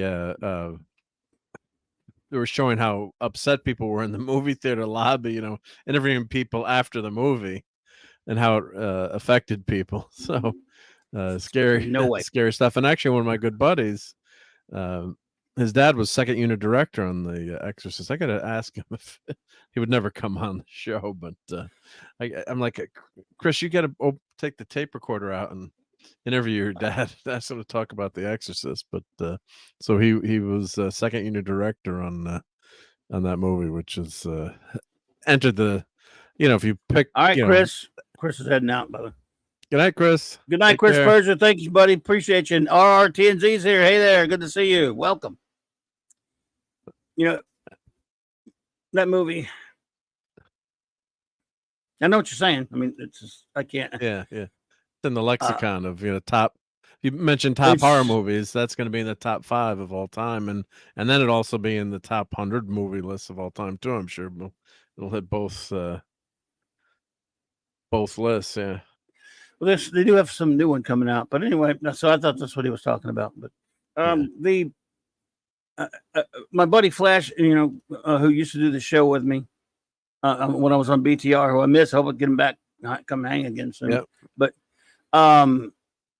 he at the time when in 2000 when they had this or whatever year that was, 2000 or something like that, or they brought it back to the theater for a special some kind of anniversary or something. I don't know exactly what it was, but. And there was the one with that added scenes of this big director's edition called or whatever. Yeah. It had some added that terrible spider, the spider bit. But anyway, so like a dumbass, I went to see it with a couple of friends. But anyway, my friend Flash was running a movie theater at the time. He was the manager. And back then you had the night before before a movie would open, you had to get the print and watch and make sure it was okay. You had to sit through it, through every movie, and you had to do it after hours, right?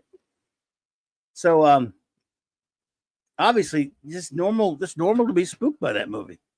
So nobody wanted. All the other employees usually they want to watch with it, can see the movies.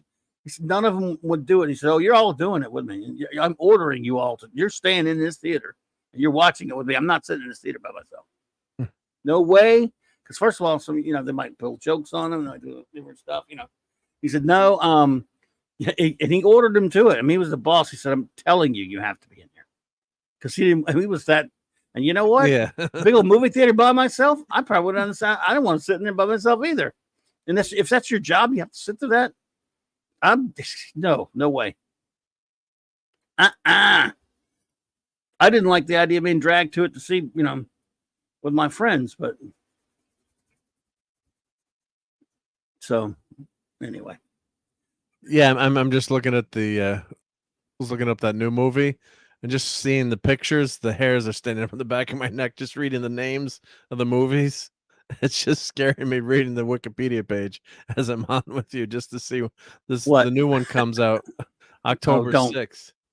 Don't go there. I never go. No, I'm not going to show it. No, I'm just saying it's just freaking me out just reading about the damn darn thing. Do not want to swear tonight when I'm talking about that.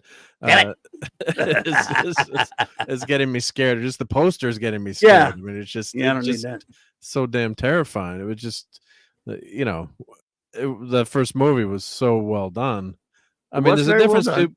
There's a difference between horror that's fun horror, quote unquote fun horror, like American Werewolf in London has some humor to it, but The Exorcist hits just another real scary point, especially if you're happen to be believer in religion too is maybe hits that extra level too. But with like the slasher films and those are more shock things. Yes, they can be scary, but there's something about The Exorcist that just scares you to the core.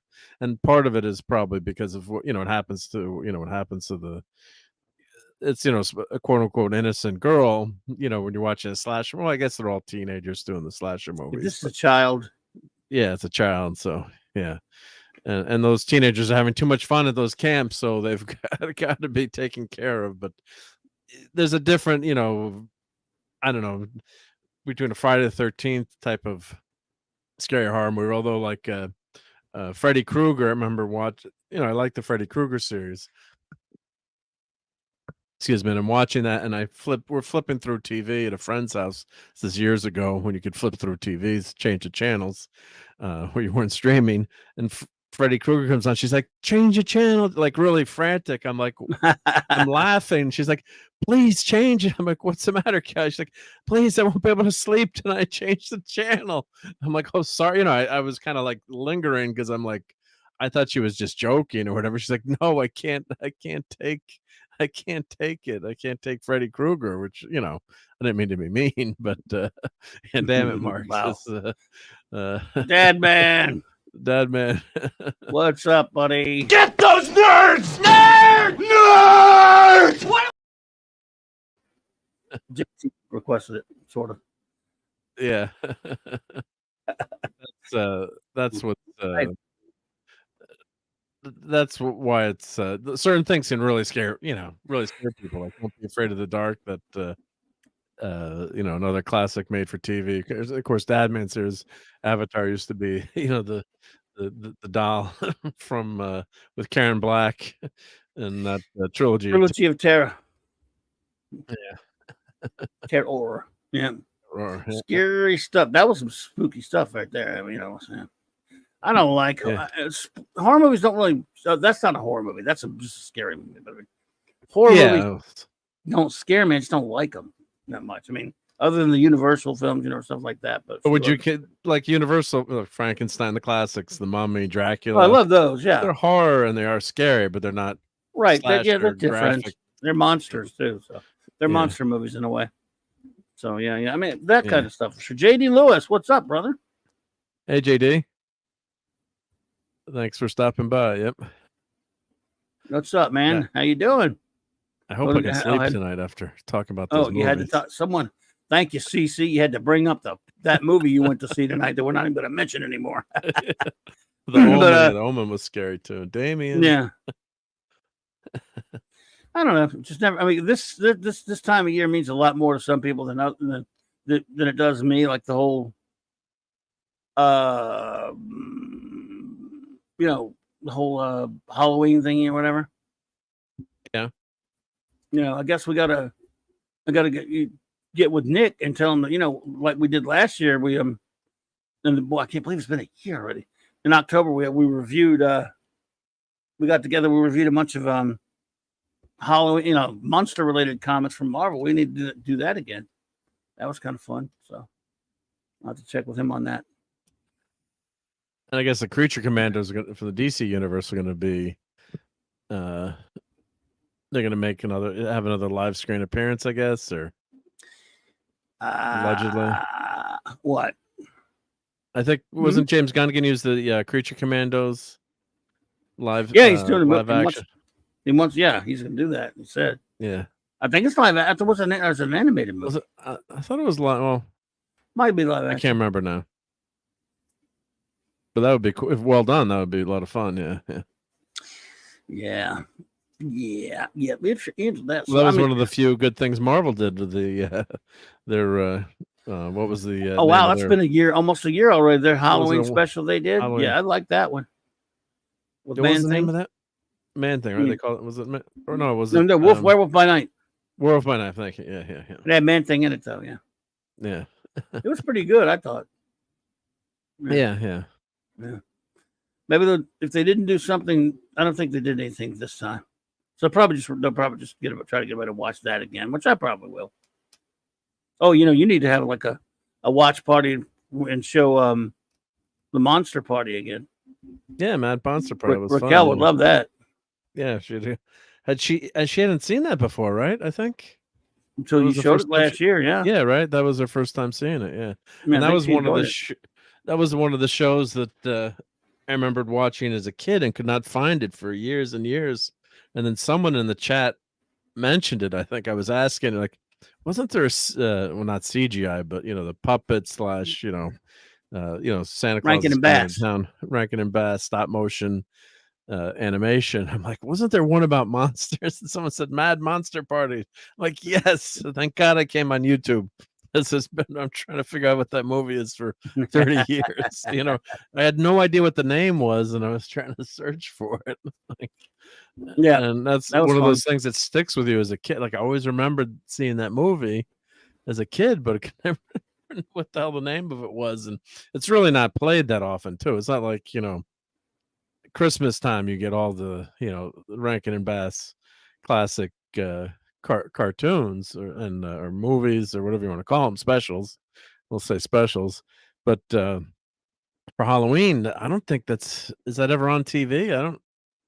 I mean, I haven't seen it. What, Mad Monster Mad Party? Monster Party? Did you Oh, ever yeah, see it yeah, on yeah. TV?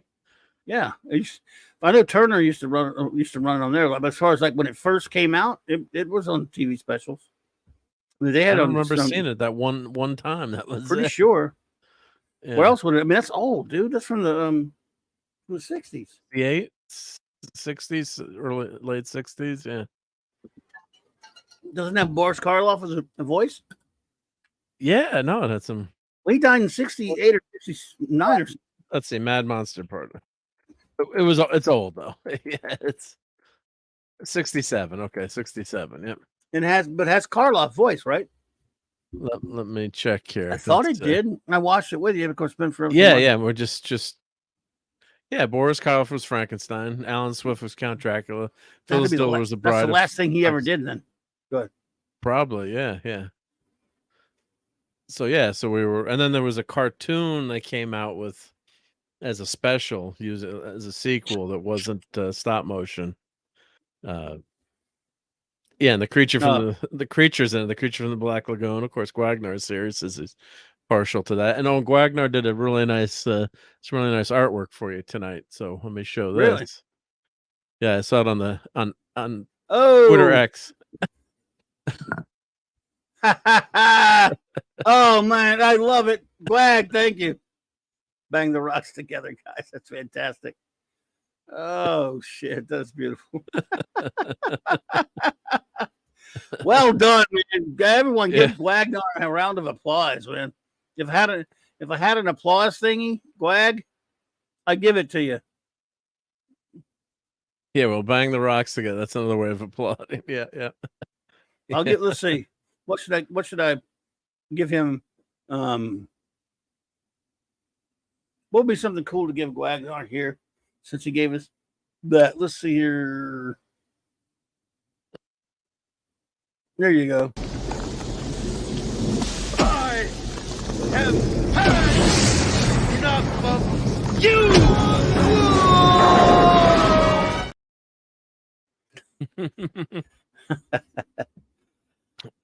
Oh, Nice job, Ragnar. Yep. yes, indeed-ishness. JD says, Mad Monster Party was Halloween classic when I was a kid. I saw in the $1 Million movie on WOR in New York. So they showed it. They probably showed it in syndication like that then. Okay, yeah. I'm just. I kind of swore it was on the network, but it's not on that often now. I guess I'm just wondering, or it's nowhere near the popularity of the Christmas stuff, obviously. But it was just one of those. Maybe I kept missing it too. But I was like, when you're.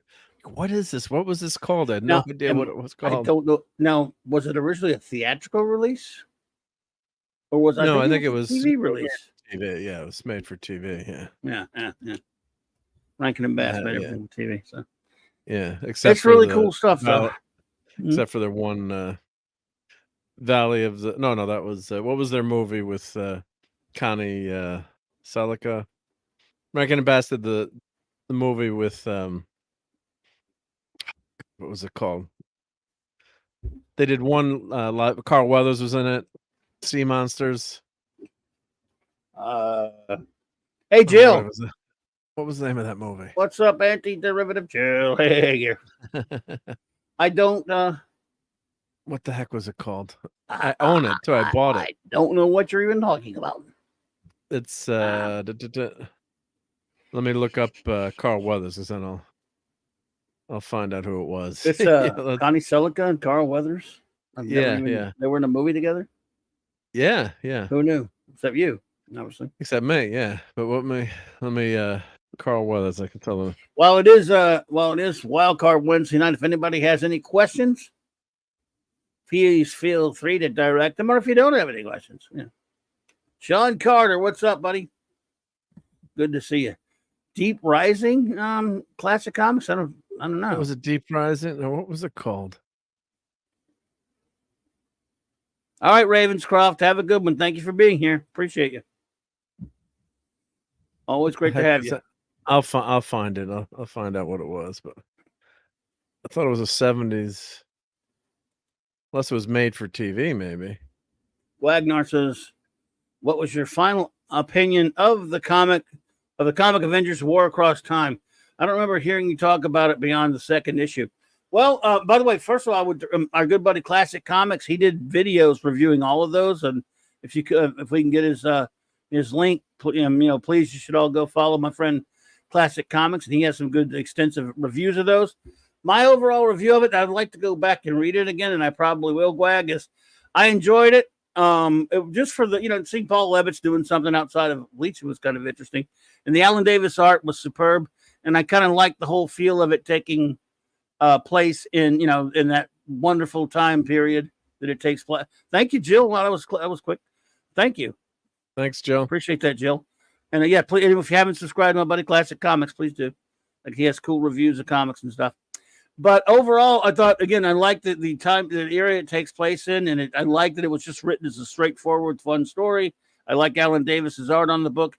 I need to go back and reread it. But overall, it doesn't really, it could have been more. I would like to, I guess it kind of left me wanting more because I wanted it to continue more and him see if he had more time to do with it. But I think he did a fun job, and I enjoyed it. I thought it was good. It's really, and I'm sure I know there's a trade already on that.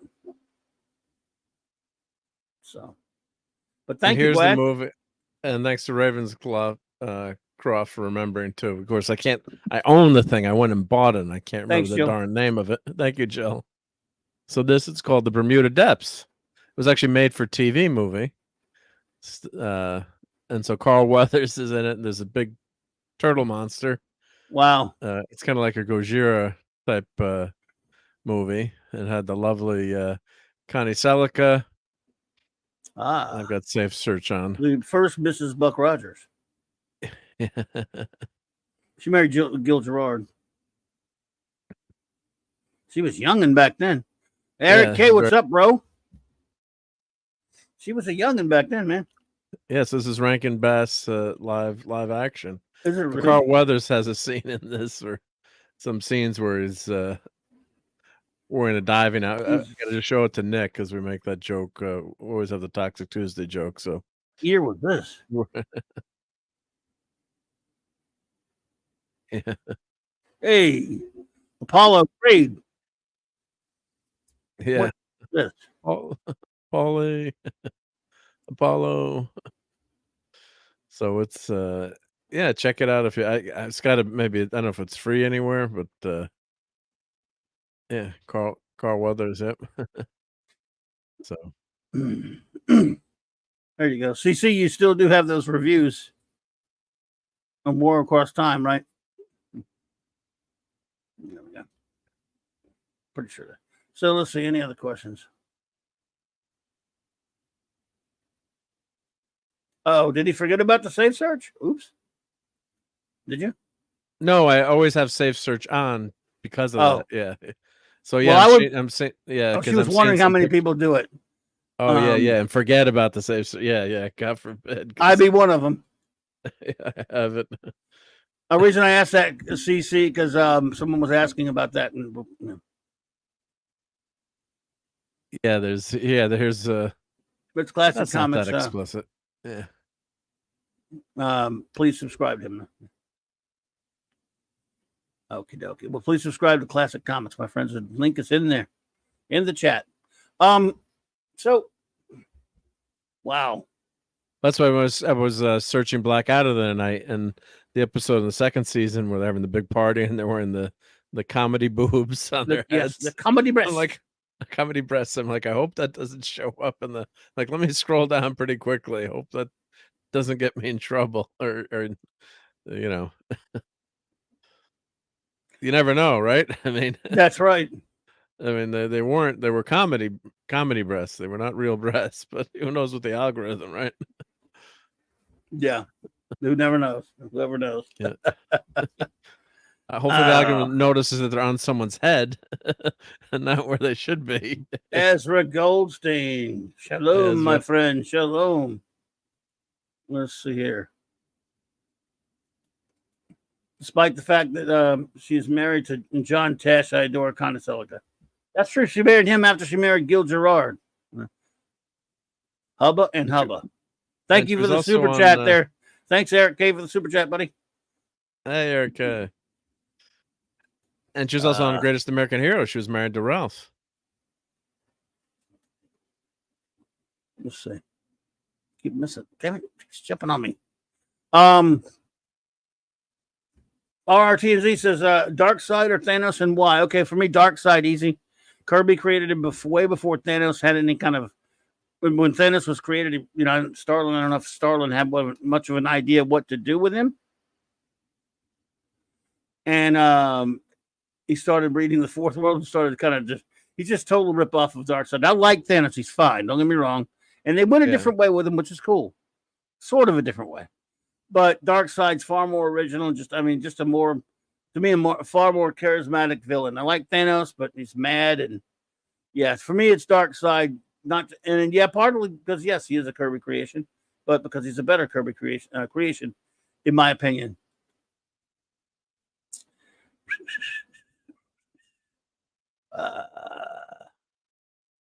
And Doc Fortune said, Darkseid because he's a Kirby creation, and because Thanos is derivative of him, he certainly is. And not only that, you know, Jim Starlin ripped off Darkseid for Thanos. Then he kept ripping it off again and again and again with other characters.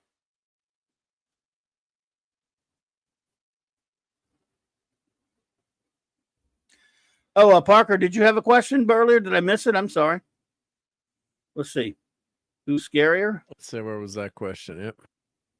We said he asked something about who's scarier. I may have missed it. These things fly by pretty quick sometimes, buddy. Yeah. I'll go back. I don't see one. If you could put that one back in there, buddy, I appreciate it, because sometimes it got nuked, unless we missed it. I don't think it got. I'm skimming back for it, and I don't. Well, who was scarier? Yeah, Ahsoka or what was the question? The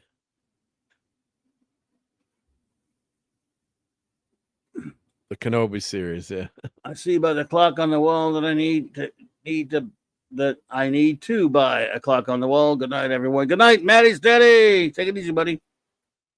Let's see here. So, Parker, if you could I apologize, but I can't find that. If you could put it back up there, I'd appreciate it, and I'll be glad to address it. Joe Dog says, Mephisto or Trigon? Mephisto by far to me. Trigon's okay. I don't like New Teen Titans and all that stuff, but you know, again, he's kind of derivative of Mephisto. Seriously, you know, he's many years predated by Mephisto, and Mephisto's just such a slithery little creature in all of the workings of the Marvel universe. But Trigon was pretty much a New Teen Titans baddie. So that's just wet. But again, nothing wrong with him.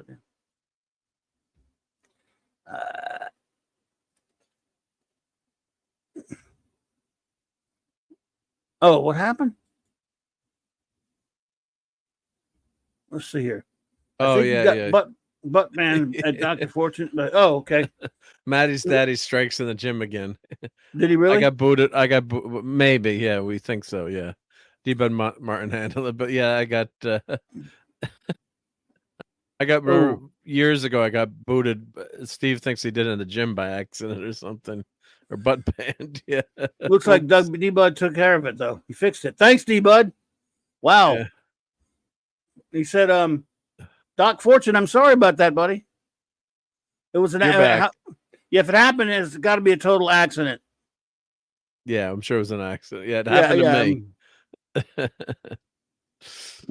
I remember I'm like, I was typing my comments. I'm like, gee, these guys are usually so friendly, but no one's answering them, responding to me. I'm saying hi to everyone. It's like, because the weird thing is, this crazy thing is YouTube doesn't tell you that you've been blocked or that you're hidden or anything.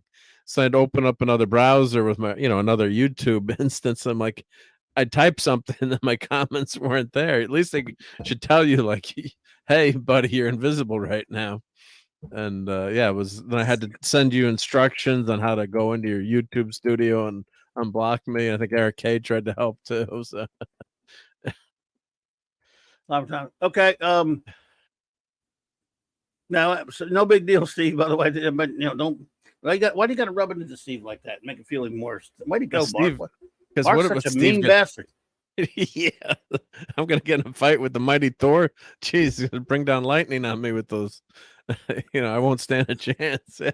Now, see, I knew he was going to do that. Thanks. You had to bring it up. I don't want to de-wrench you, but I mean, you're the mighty Thor. No. How come I don't have that video? You got to have that, right? Yeah, I do. It's towards the bottom. It's towards the bottom. But I can't because you're.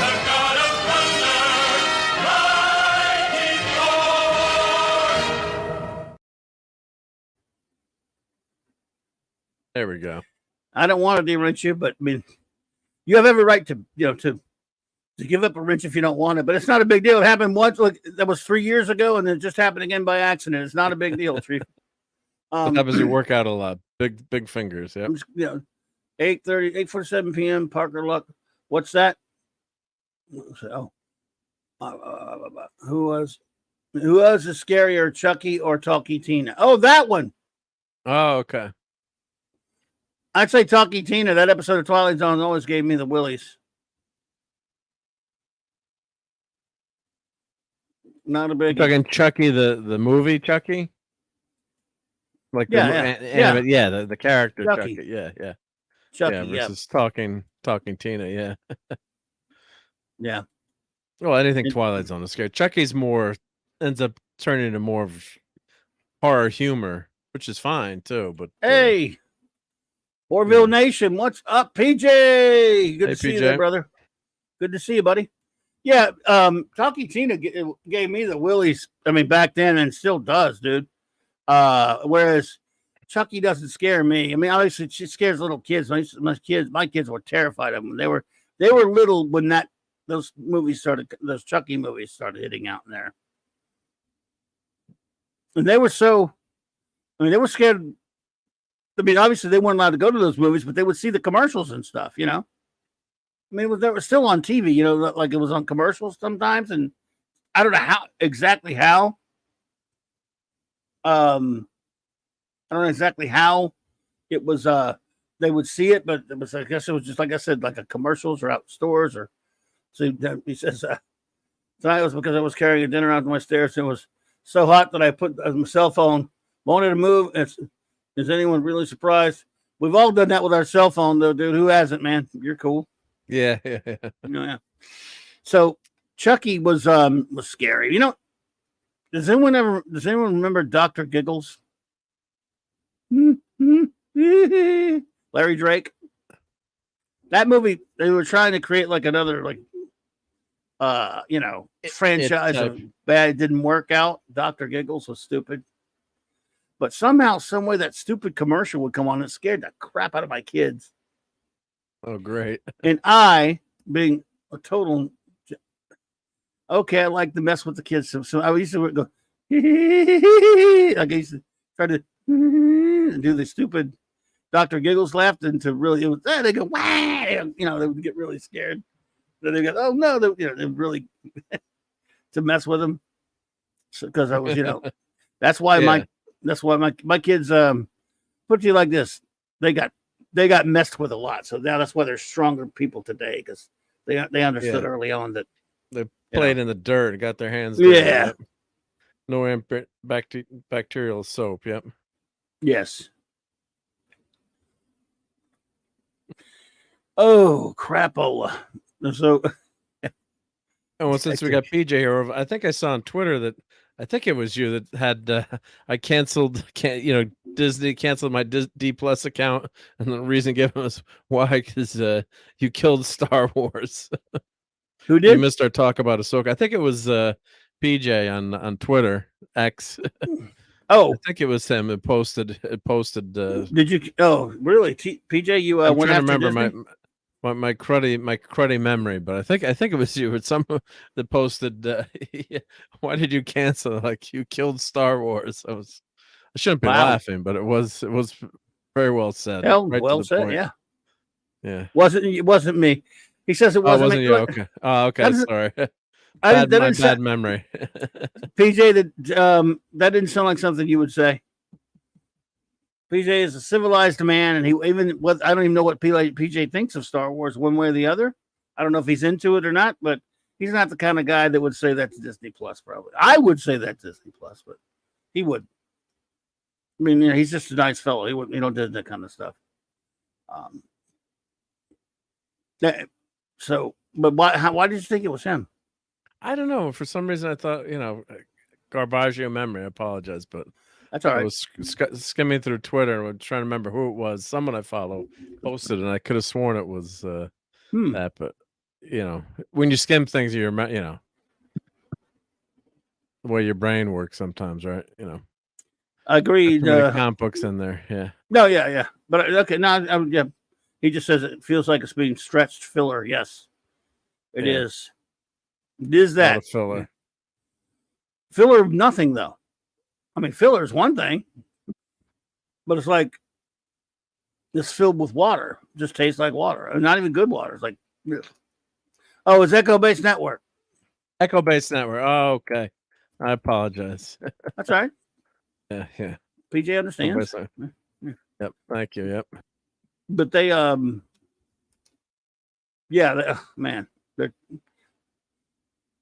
the only reason I even have access to Disney Plus is because a family member has the codes. So, and so I do take advantage of that and watch it. But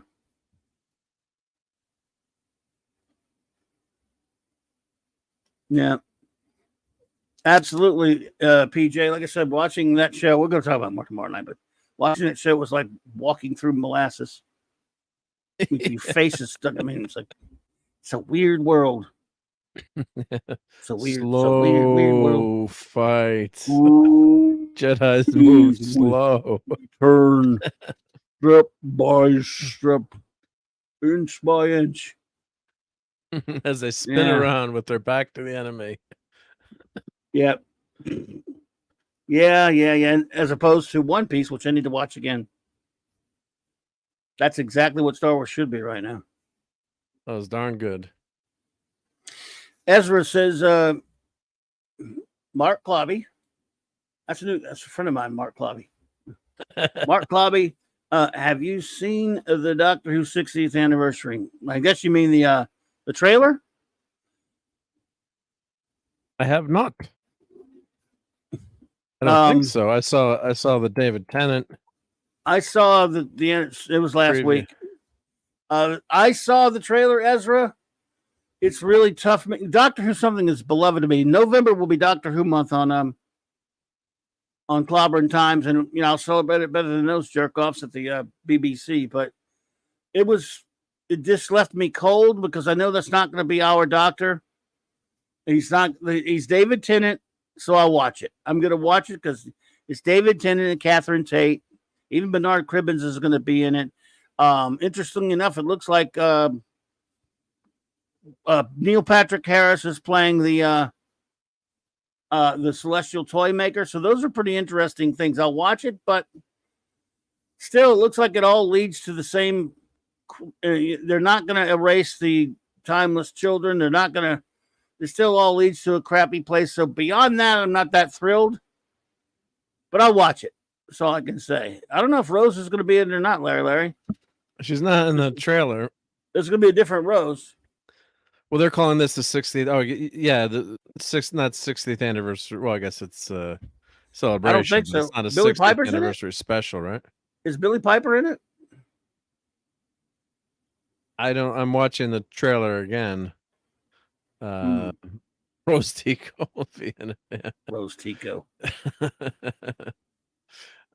I mean, maybe she will be. It'll be a surprise. But Tom Baker would throw Billie Piper, but she might be in it.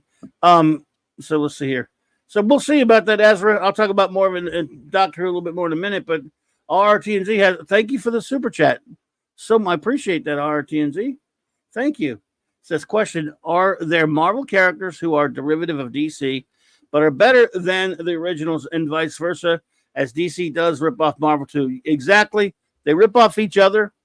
Yep. So that's a fascinating question. I would say absolutely. Are there Marvel characters that are derivative of DC but are better than the originals? Boy, there's so many. That's like a whole topic for a whole show to come up with. Silver Flash. Right, for example, yeah, the Flash. First of all, I love Aquaman, but I kind of like Namor of the Submariner better. I kind of like Subby better, but it's close. I love Hawkeye, but I kind of like Green Arrow a little bit more. The 70s version. Early Hawkeye is pretty darn good. I hate Quicksilver. Yeah. I like all the Flash. I love Hawkeye. No, look, I'm with you. Later Hawkeye in the 80s is cool. 70s and 80s. Yeah. So I don't know. That might be a toss up on that one. Different enough characters too, where it's the powers are derivative. Right, but these are the ones that are. I'm going way derivative. Like for example, they are pretty close. Like to your Hawkeye. Subbies and your Aquamans or your Green Arrow and those two. Who are some other ones? Those are the closest ones that are like they're almost the same guy. Batman and Moon Knight more similar, or Batman or Daredevil? I'd say mostly Batman and Moon Knight. Daredevil's not that similar to Batman. There's similarities, but not much. Yeah, not a lot of them, really. So if you compare it, I don't consider them all that comparable. Whereas, just like Marvel really doesn't have a Superman unless you read that comic Sentry, which was kind of funny. But did you ever read Sentry? No, and then they had Hyperion. Not Hyperion. Who was the? Count. No, not the. No. Yeah, but that was. They had some knockoffs, but Sentry was a comic that was actually pretty good for a while. It takes place where there was a Marvel equivalent to Superman, but nobody in the Marvel universe remembers him because he was taken away from their memories. They all knew him, and that's Sentry. That was a pretty good series. Anyway, Sentry. Oh yeah. With the he had disappeared for a minute. Yeah, quote unquote disappeared. Yep. Mm-hmm. Yeah. I was so let's see. Yep. Plastic Man. See, here's my. I love Reed Richards more than I love Plastic Man, but I like Reed Richards the best. I like Elongated Man, Ralph Dibny, but I like Plastic Man better. Who ripped off who? Plastic Man or Elongated Man? Who came first? Well, in the case of Subby and Aquaman, Subby comes first. In the case of Green Arrow and Hawkeye, Green Arrow comes first. In the case, Plastic Man predates both Mr. Fantastic and Elongated Man. Alaric Harrison, hey there. Thor is sort of he's close to Marvel's Superman or / Fawcett's Fawcett's Captain and Marvel. Well, thank you, Marvel Nation. It's very kind of you. I think Mark sounds good, but I think I sound horrible. But I appreciate that, sir. Excellent. That's very kind of you, buddy. As do you, by the way. And I'm glad you're streaming a little bit more now. By the way, if anyone hasn't subscribed to my buddy PJ at Orville Nation, please, if anyone can get that link up in the chat, I'd appreciate it. Please subscribe to his station. Not that he needs it. I know he's got a bunch of subscribers, but anyone here who has not, please, go over there. We'll get that up, I'm sure, pretty quickly. Yep. Yeah, Elastic Lad. Again, so a lot of these guys predate Reed Richards, but he's my favorite. Who's another one though that's really direct? Larry, that's true. Bernard Cribbins was in that Dalek Invasion of Earth, wasn't he? That's right. Yeah, there's got to be some other character. But those are the blatant Iron ones. Man. Is there an Iron Man knockoff on? Nah, Nah. I mean, nothing. I mean, there's similar type stuff, but no. I mean, you could argue that Doom Patrol and X-Men. That's a classic argument. All right, there you go. That's one because they were very close together. They're very similar in groups. I prefer, in that case, I kind of prefer leaders in wheelchairs. I do, leaders in wheelchairs. I do love I almost prefer the Doom Patrol, the original Doom Patrol, to the original X-Men, to be honest. Hawkman and Angel, that's fairly close, and I would go Hawkman. Yeah. Some are closer than others. Like some of the powers are exactly the same. Or in the case of Hawkeye and Green Arrow, the motif, their motif is the same, if you know what I mean. That's a fascinating question, Arns. That's a long form question. Because Swamp Thing and Man Thing. There's another one. Man Thing actually he does predate Swamp Thing by a couple of months, but Swamp Thing is a far better character, in my opinion. The Alec Holland, especially later with what Alan Moore did with him. There you go, Ant-Man and the Atom. I love Ray Palmer. Yeah. I love the Atom, but I think I like Hank Pym better. Because he's also Giant Man. He's Giant Man and Ant-Man. You know what I'm saying? That's true. Yep. And they have that new Giant Man figure coming out. If you Hasbro, wow. Yeah. Oh my Only God. $200. Is it all? Oh, okay, good. Yeah, $200. Yeah. Jesus. Let's see. Who was another one?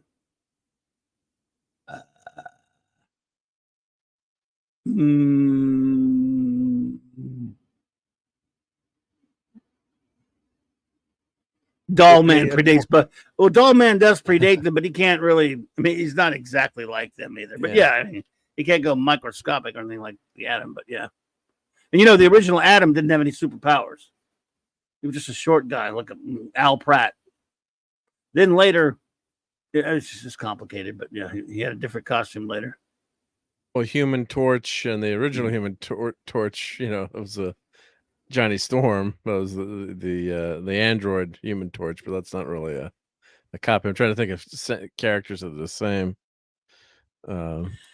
Joker and Green Goblin are relatively similar in some ways, Doc Fortune, I'll give you.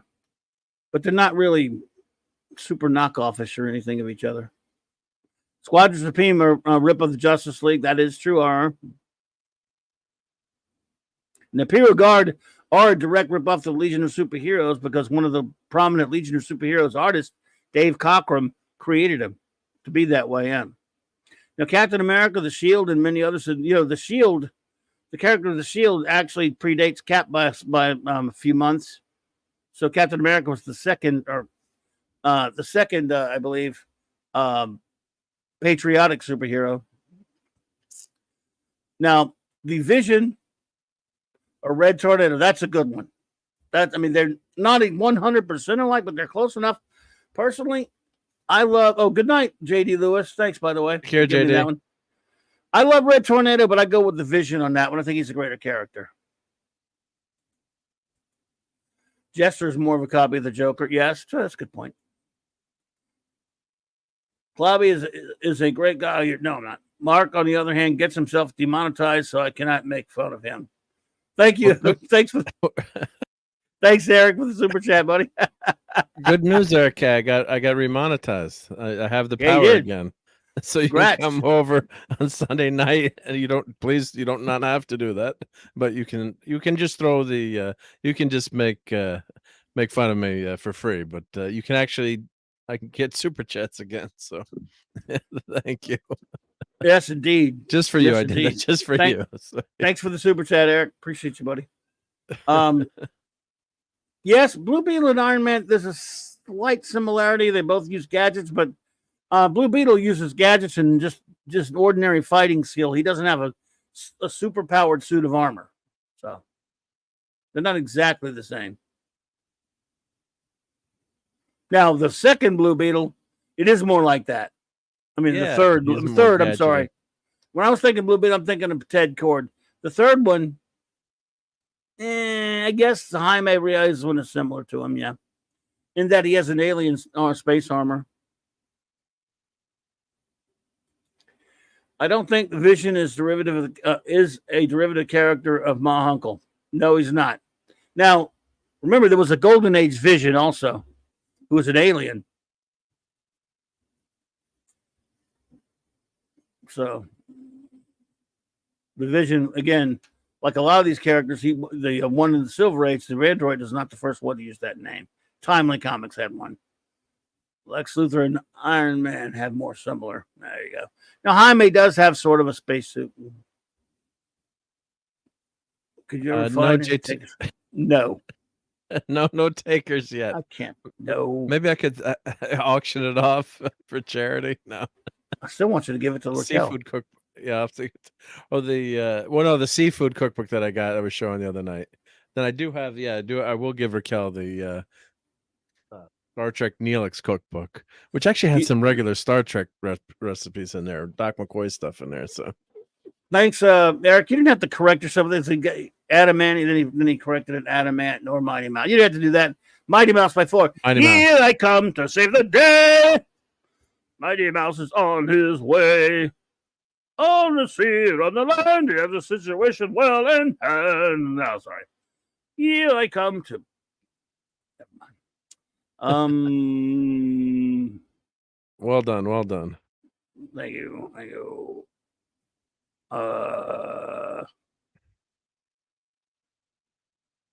Okay. Were you saying something? I'm sorry. Well, I was gonna say who like the Hulk on Marvel's side. Is there anything who would be similar on the DC side? I mean, they don't have a Hulk until later times, like in the 2000s, and then like for example, the Justice League cartoon went ahead and just turned Solomon Grundy into the Hulk and used him like the Hulk originally, right? No. Oh, well, in the 70s they kind of did it a little bit as well. Where he was he was slugging it out with Superman. So actually, I'm going to backtrack a little bit. They made him sort of the strong, brutish type character, but he's not a hero though. He was still a villain. He was doing that with villains. So remember, he was on the Justice League cartoon. Solomon Grundy gonna smash Super Friends, but he was a bad guy, whereas Hulk's a good guy. And then on the Justice League cartoon, the Solomon Grundy's just pretty much the Hulk.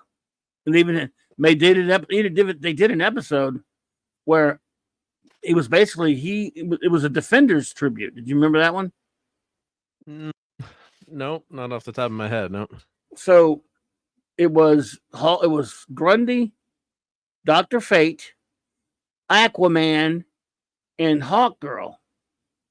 In an episode fighting the Cthulhu monster thingy, the Cthulhu, they were called Cthulhu or whatever. It was still Cthulhu though. And of course, Aquaman. Well, you know who Aquaman is, obviously, right? Subby, because Subby was a member of the Defenders. Dr. Fate, Doctor Strange. Yeah, Hulk. Doctor Strange. Yep.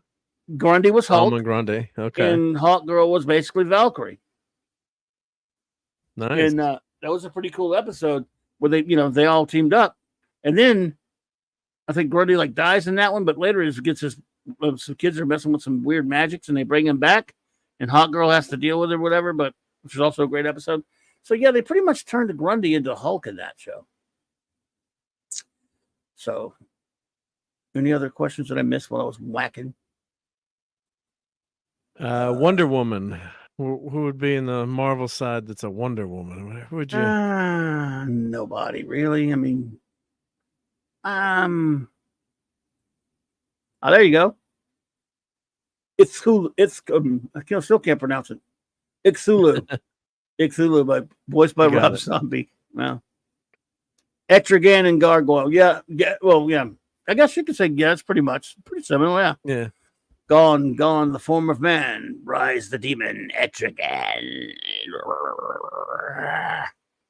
I guess on the Marvel side, well, Captain Marvel would be like Wonder Woman. I don't know. Who's the most? I mean, who's the badass fighter on the Marvel side that's really strong? That's kind of an animal. That's a lady. Yeah. So was Nighthawk a version of Batman? Not Nighthawk. He is rich. Kyle Richardson's some rich dude, but he's more like a bored rich kid that wants to playing a superhero. But he's a cool dude. I love Kyle. I love Nighthawk. But he's not doing it for the same kind of Batman type motivations. Did I miss anything? I don't think so. No, like Sharon Ventura, she's not. Yeah, she's just strong, but she's not. I guess if you want to call She-Hulk someone to that, maybe I don't know. Yeah, someone said She-Hulk. Yeah. Grundy had a Scooby-Doo origin. Yeah. Thunder, yeah, kind of Valkyrie, yeah. Thunder's not really like a superhero or anything though, but yeah. Yeah, classic Carol Danvers and Wonder Woman. Some similarities. Like I say, they're not all of them are that similar. Yeah, but they definitely ripped each other off a lot of times. So, but if you just strip it down to the ones that are blatant ripoffs, or they're blatant, I mean, they're so much alike. Even like I said, it gets pretty close with Red Tornado, the Silver Age, with not my uncle, and Vision, but there's still enough differences. But they're pretty close though. Yeah, that's a good one. Fandy makes a good point. Nova and Green Lantern. Yeah, pretty much. Nova's kind of like Nova Corps. Spider-Man. This is like a Spider-Man as Green Lantern kind of, right? Yeah, so Nova Corps is a Green Lantern type. So other Batman inspired heroes, Punisher, Daredevil. I don't know. I'm not so sure. Now, we missed one though. Doctor Strange, Dr. Fate, and I was just talking about them. Yeah, you mentioned it, right? Yeah. Dr. Fate predates Doctor Strange. So out of the two, I think I kind of like Doctor Strange a little bit, but I do love Dr. Fate, though. I do love him. I mean, Punisher, Vigilante. Mr. Miracle. Mm-hmm. Oh, yeah, Punisher, Vigilante. Yeah, definitely. Yep. Well, Punisher, now if you're talking which Vigilante, the actual one from the 80s where it was a real Vigilante, where it was he was pretty much a ripoff of the Punisher, who was a ripoff of Mac Bolan, by the way.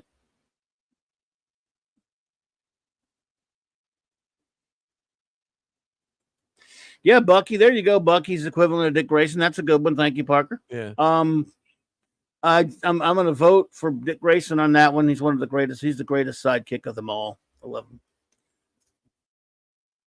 Although Bucky was older, therefore more of age to be able to do that sort of thing, but still, if you know what I'm saying. Yep. Still, Dick Grayson's, a great character. That's a good. Hey, Doc Fortune. That's a good point. I mean, Dr. Fate is like cosmic level powerful, though where Doctor Strange is more flawed and human. Yeah, fair enough.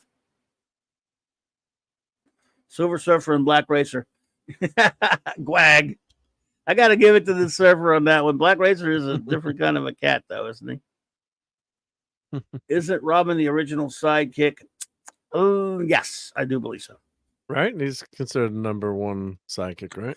I would say yes. Yeah. Yes, sir. Well, it was perfect so the kids can imagine themselves being with Batman, right? That was you helping Batman out, right? You're the sidekick. You're the point of view. Yep. Right. At the time, things were different. We think back now and we laugh. Go, you can't help but laugh. Go, Jesus, Batman. The kids. What is 12, he? 13, 10?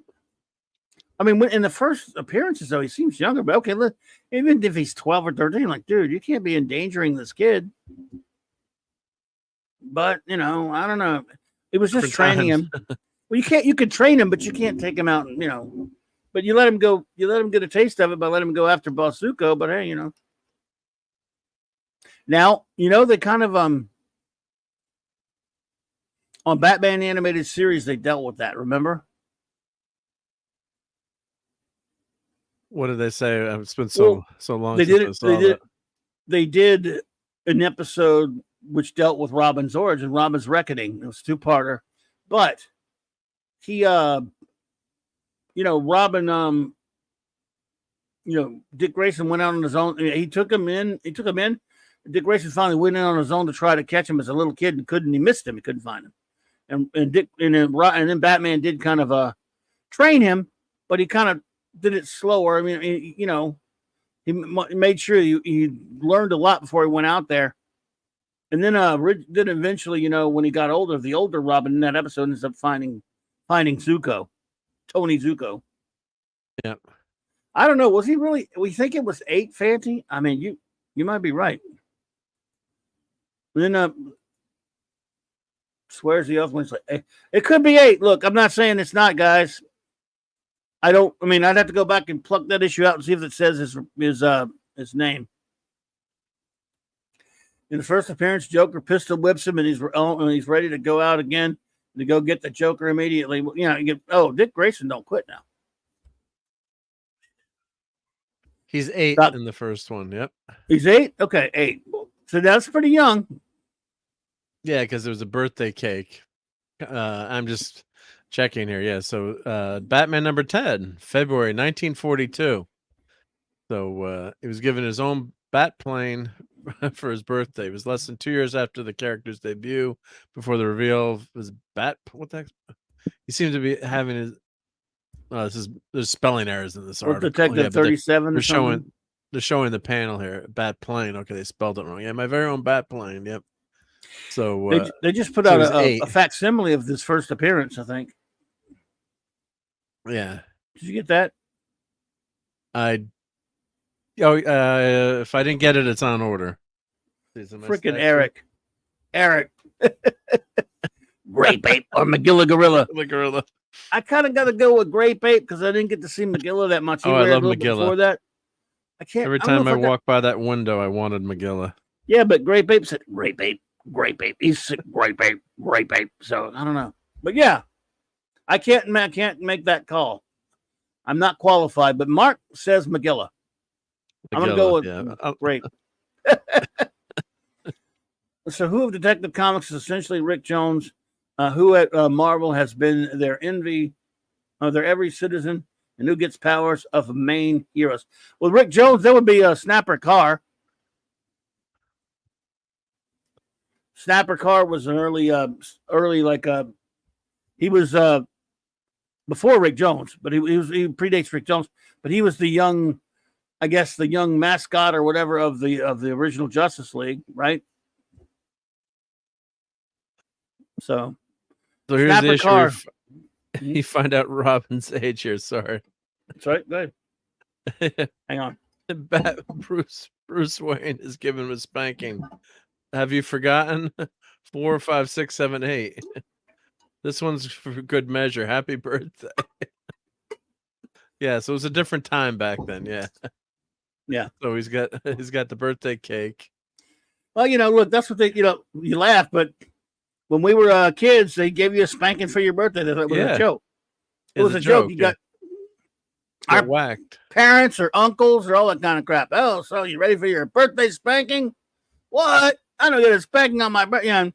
It was all in fun. It's like it wasn't like a real spanking, but I mean, you could make any kind of, crude joke you want about this now, but it was just all in larks and good fun back then.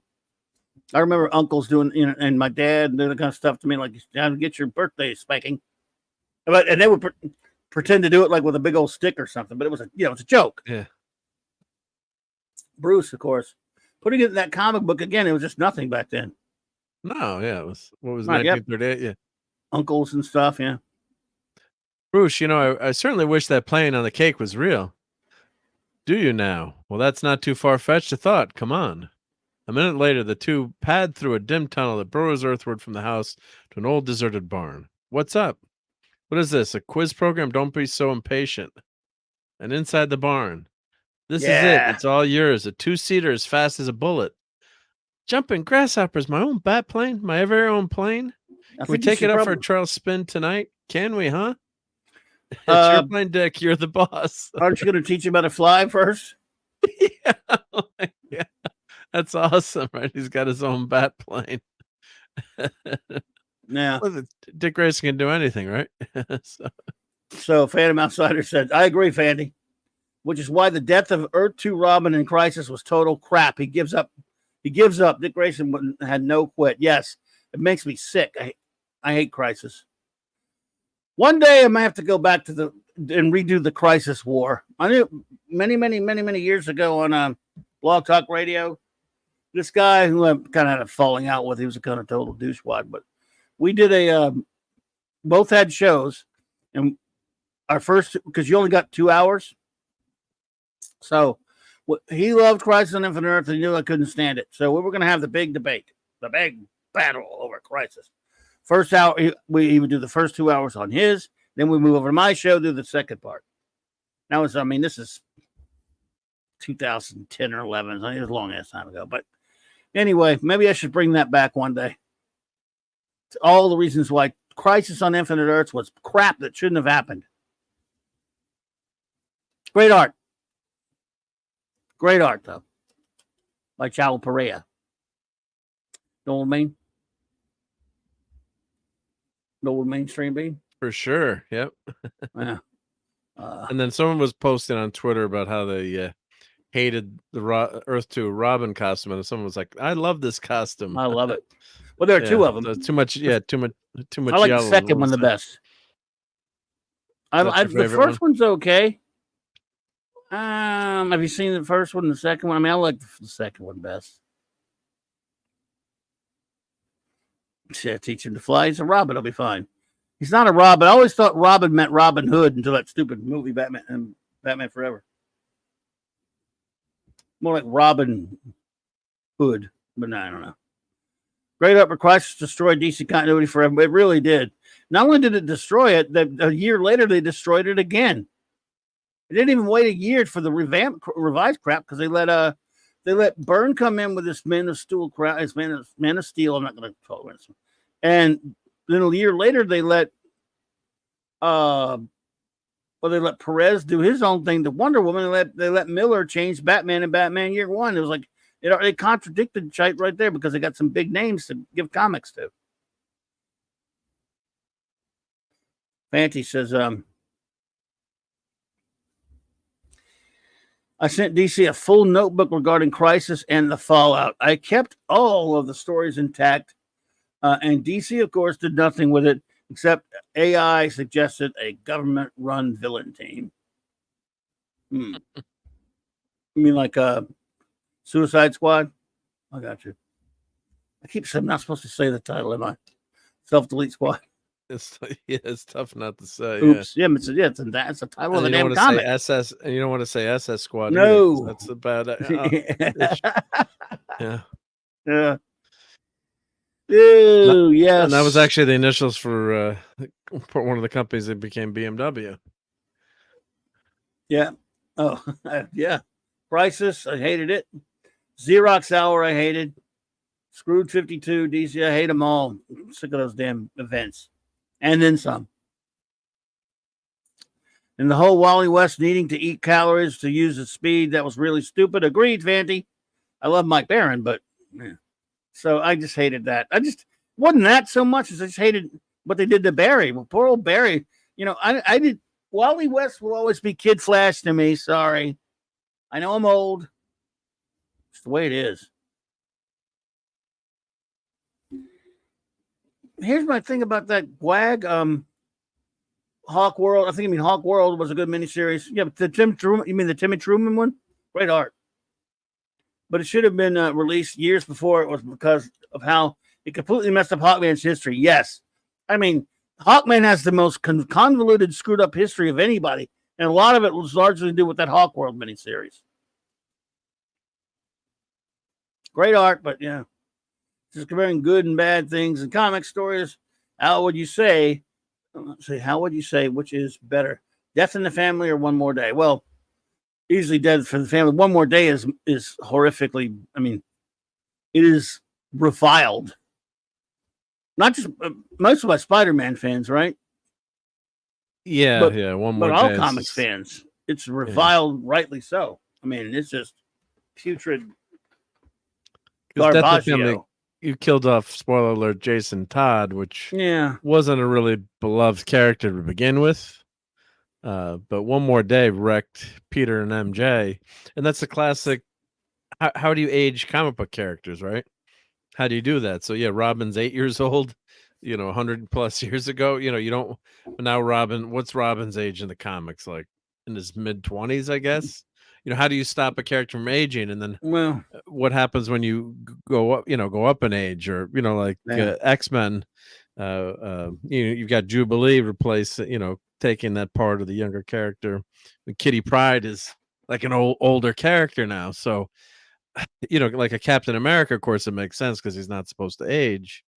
But what do you do with those with those characters that are I saw Claremont a few months ago at a comic book con panel. He was mad that they asked aging up Kitty Pryde. He's like, no, Kitty Pryde's supposed to be much much younger. So it's an age old age old problem. Pardon the pun. But yeah, One More Day was, I think the writers were in a trap and they said that, oh, we can't have Spider-Man move on, and that's why I love that MC2 universe of Spider-Girl, and they're showing they're fast forwarding 15 years, and Spider-Man and MJ are together, and they have a daughter, Mayday Parker, who has inherited Spider-Man's powers. And you get to see what would have happened is with Peter and Mary Jane together. So they wrecked that. A lot of people think that Gwen Stacy shouldn't have been killed off.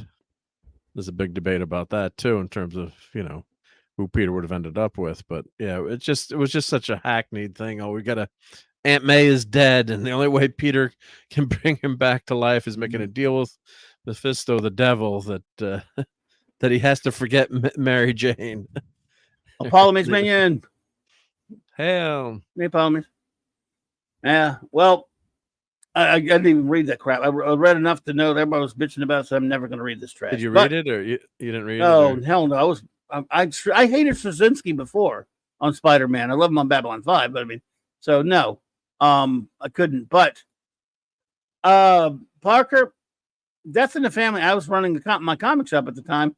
I voted to kill Jason Todd a lot. I mean, I didn't like that story. I thought it was trashy. The way they had to just find some gimmick, cheap ass gimmick to kill him, even though I didn't like the character. I just thought that was lame personally. Not as bad as One More Day. That's to the point where, Eric K with us. Let's see. We got some stuff to start here. Now they have Robin in the Hood. Yeah, I heard about that. Az's reviews of that are funny. Love Heels versus Babyface. Az, he's actually forcing himself to review that Robin Hood show. And that looks. Oh my God! I was watching. Was it Despero? Sorry if I'm saying his name wrong. Stream today. That Robin Hood. Oh my God! It's worse than most. No offense, middle schoolers, but worse than most middle school plays. I've seen a lot better plays in middle school. I've been enjoying. I enjoyed. As Heel versus Babyface is a review of the first one. He's great. So let's see here. What? Sorry. No, go ahead. No, I'm just saying it's just so bad that if you need a laugh, that's what I hear. Ahsoka, made me angry yesterday watching. Not serious anger, but aggravated. You're watching this show for a few minutes. It's so bad. It's worse. It's like 10 times worse than Batwoman. Bad. Wow, you'll just die laughing. Good. That makes it even more fun to watch those reviews. I'm never going to watch the show. Yeah. So, Doc Ford said I grew up with with Wally, so Barry Allen was dead by the time I was reading. I can respect that. I understand that, Doc.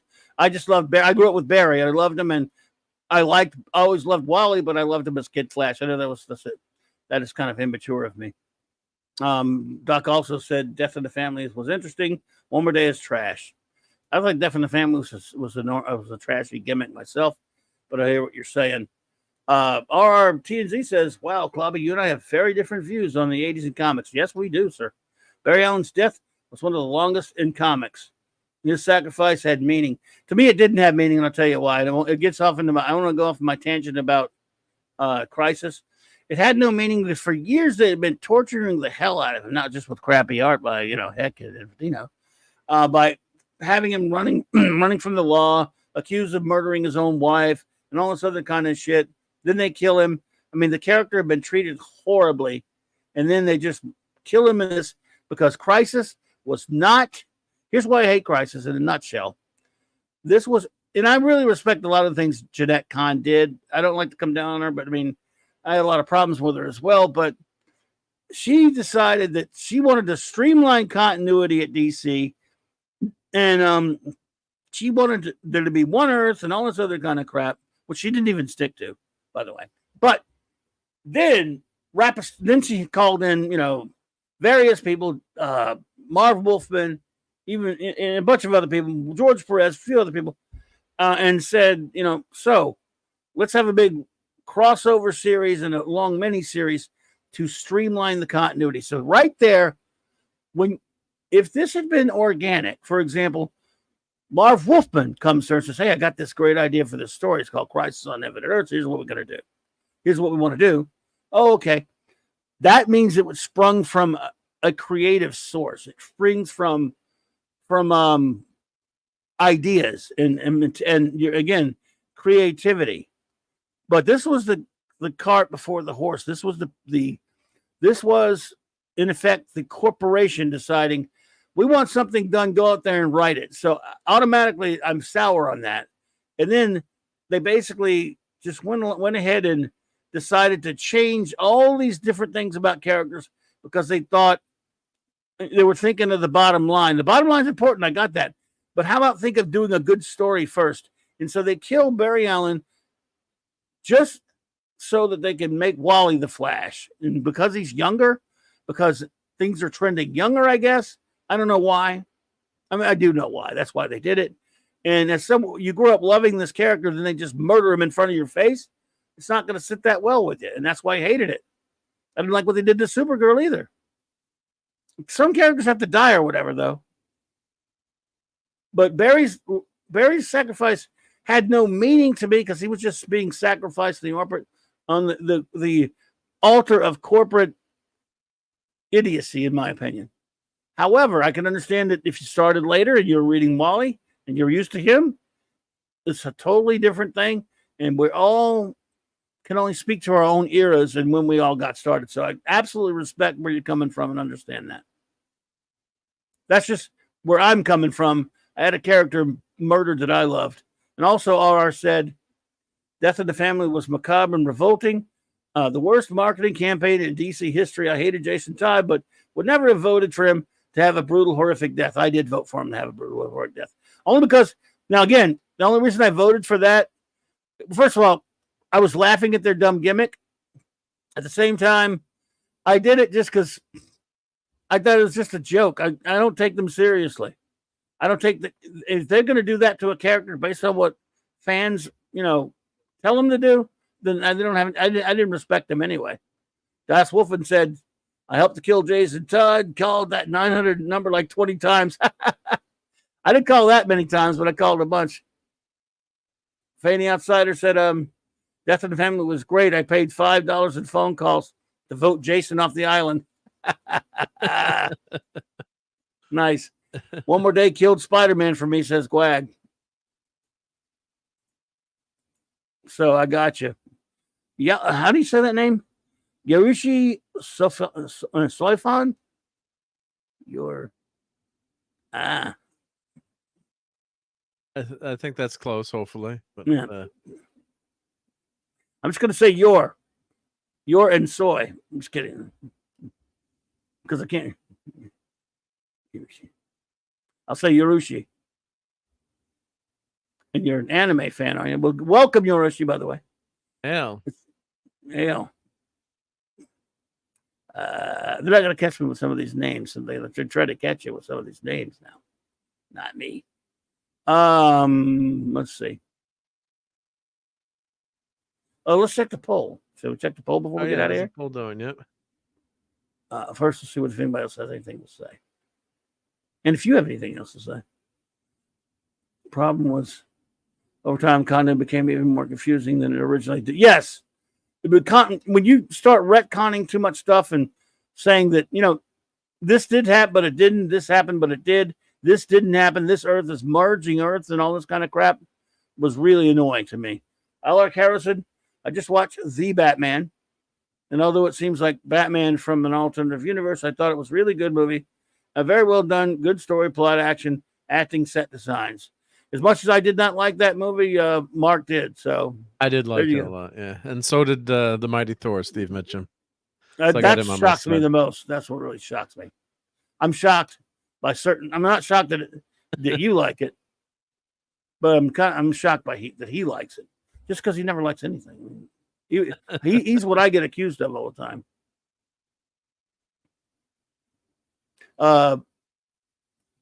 Minimus is here. Yo, Minimus. Hey, Minimus. Let's see here. He's been watching Hogs all night.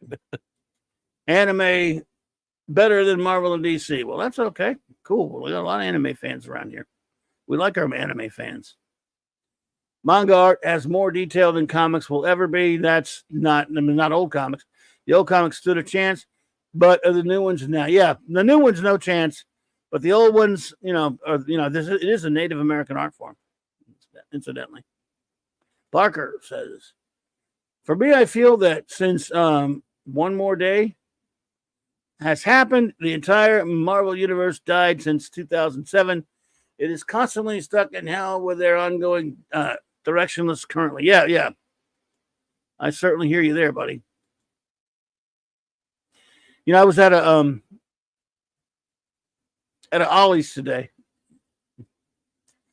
Dude, you would not believe the toys in that place. Oh yeah, good. Like just choices. How much did you spend? Dude, do you have that? No, I can't afford anything. But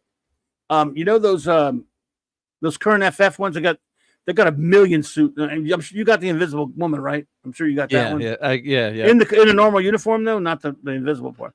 I think I bought a billion of that one, and a bunch of Human Torch, and then the smaller one. Those little smaller ones. Yeah, I like those smaller ones. A ton of her as well, and they were like $3.99, whereas the taller ones, the bigger ones, are like $8.99. $8.99 for the full size. Yep. Wow, because those are 15, 25, and a zillion. $25 originally, weren't they? Right? Yeah, 25, 30, depending. Yeah. Any Ben Grimms there? I didn't see any. Because you would have bought another one, but probably. I don't know. I got enough. No, I have the next one. Clobby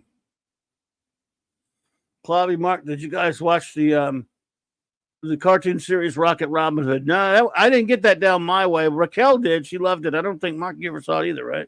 Well, I watched a few of them thanks to Raquel mentioning it, and I researched it and found some of them on the interwebs and watched some of them. Yeah, it's pretty good. I mean, it's a kids take on Robin Hood, basically. Good night, Doc. In the future, yeah. Good night, Doc. Have a good one, buddy. Yeah, but I've never seen it. But I've seen it with bits and pieces with Raquel. But yeah, I've watched a few episodes. Yeah, it's pretty good. Yeah. No, I didn't see the Little Richards. This was the one in Kenner. I didn't see the Little Reed Richards one there, but I didn't want to spend anything anyway. So JT said, took my son to Ollie's last Saturday. I got him a Mandalorian Razor's Crest ship that's really big for like $8. Wow, it's pretty cool. Yeah.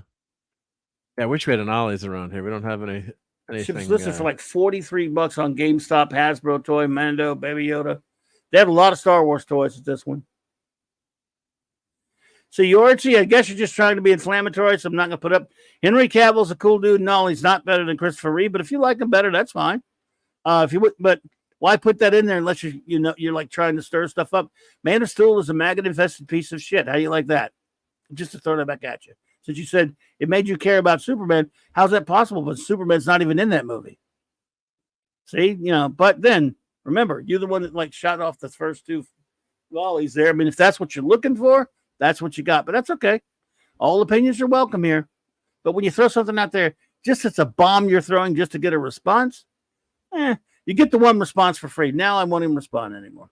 But I'll still talk to you in a conversation if you have something conversational to say. Which we're about to get out here anyway. But anyway, our manga is pretty. It's pretty, but it lacks the distinctiveness of Neil Adams, George Perez, John Byrne, Alan Davis, or Dave Gibbons, and so many others. Agreed, R. But I have every respect for manga. My son loves it. A lot of people love it. And I love Lone Wolf and Cub, and I respect the One Piece manga, which I want to start reading soon. My son wants me to start reading it. You're going to read it? Yeah, I might start soon. Yeah, I mean, look, I totally respect manga and anime. Yeah, my anime I can't get into anime that much, but manga I can read it. Yeah. Manga, I can handle it sometimes. I love Glow Infant Cub. Never talk about Man of Steel with Clobby. 2, never start a land air war nation. Inconceivable. Yeah. Or, you know. Inconceivable. Inconceivable. Inconceivable. Inconceivable. Inconceivable. You keep using the word. I do not think it means what you think it means.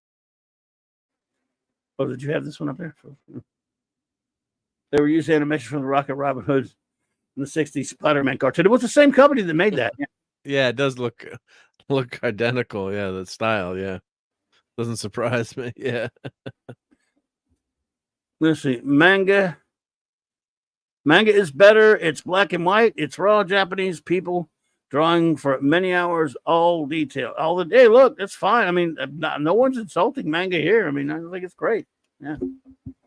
No one's insulting manga. So you're good. But so they want to start moseying on. We've been here for a while. Sure. Yeah. Yeah. Christopher is Got late early. Yes.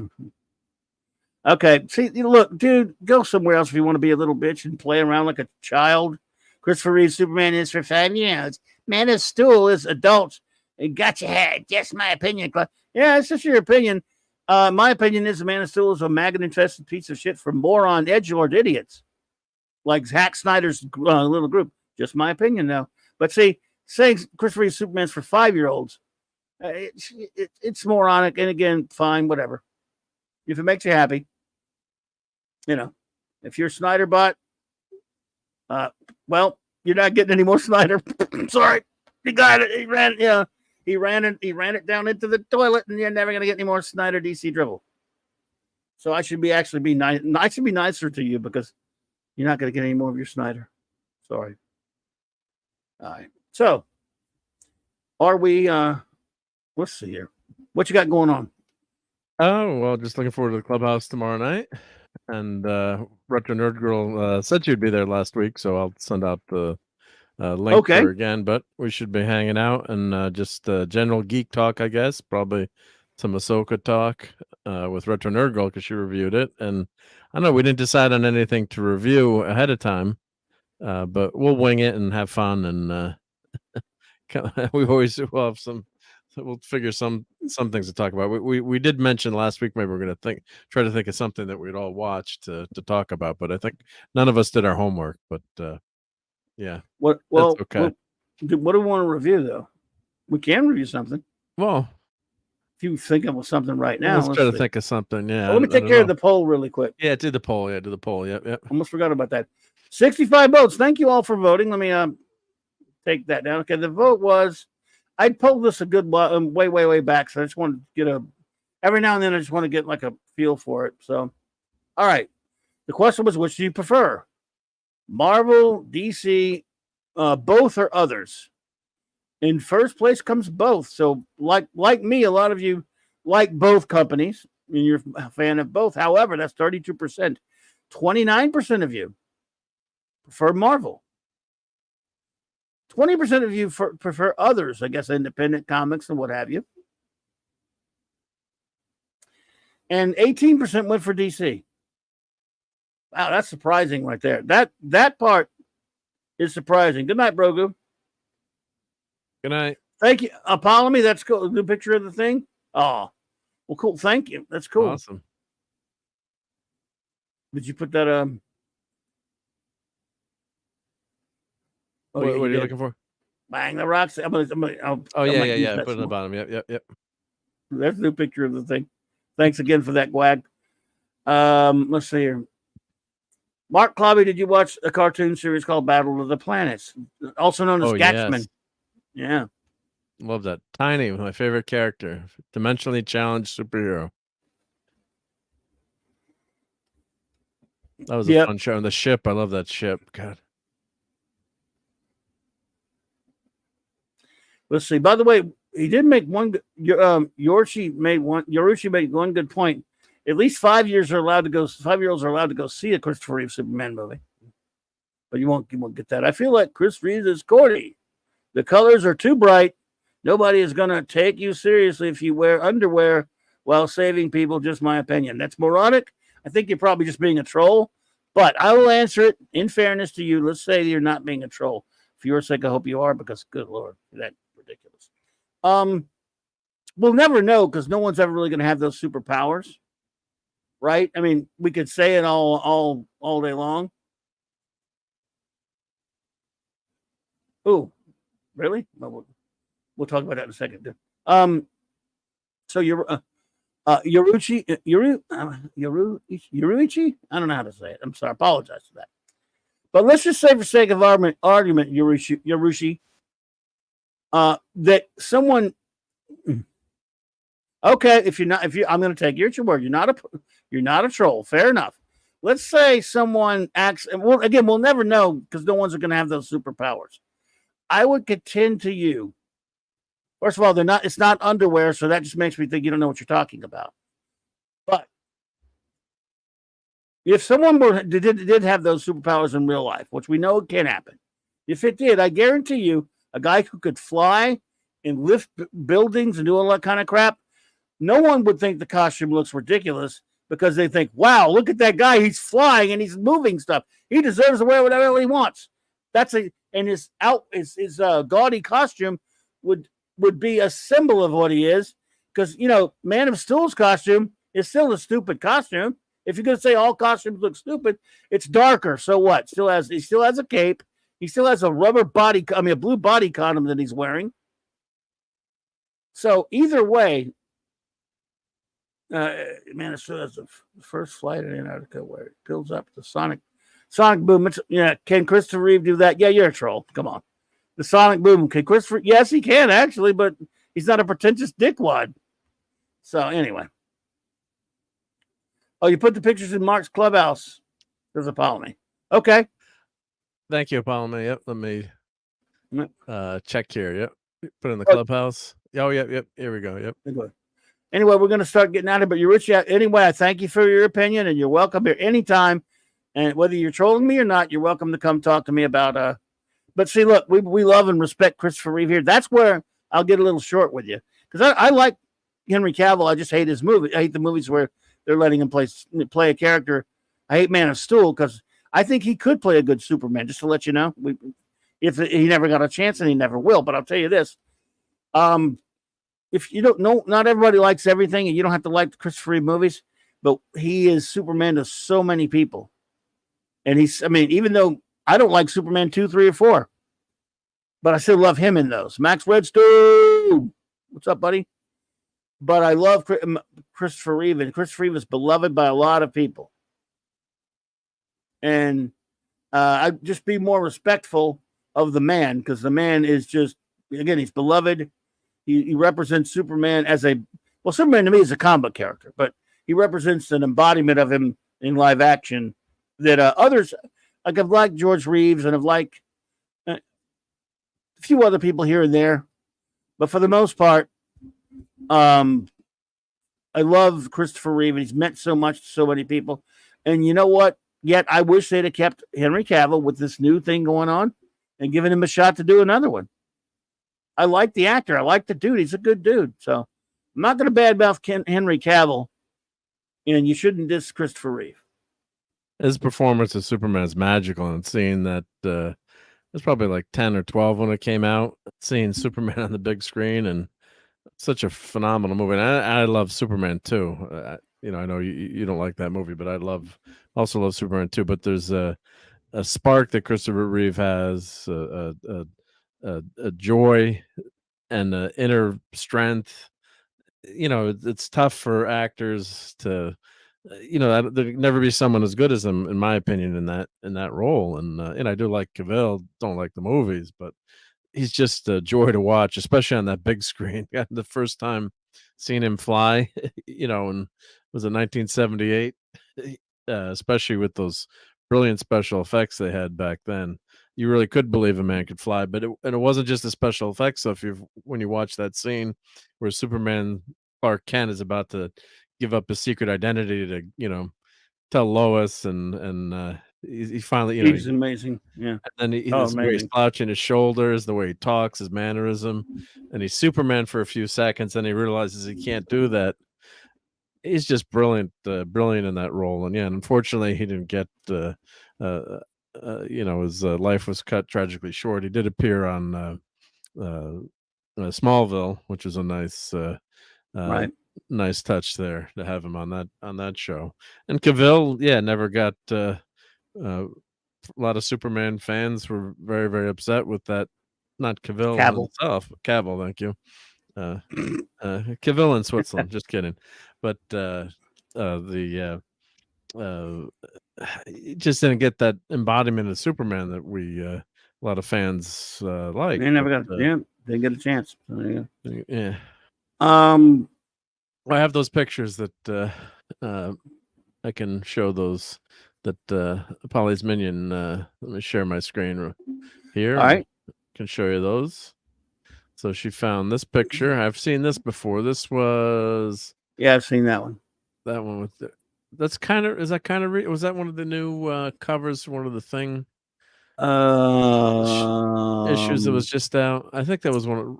That is very cool. Yeah, Might one have of been the relatively alternative recent. covers. I think. Yeah, that's cool. Yeah, one of those. Seen that one? Yeah. Yep. So those two photos. So thank you. Yep. Thank you, This Bounty. one. This is a good one. Yeah. You like that And one? yeah, I do like that one. Yeah, those new Thing comics weren't so good, but that was a good cover. Yeah. Gotcha. Thank you, Bounty.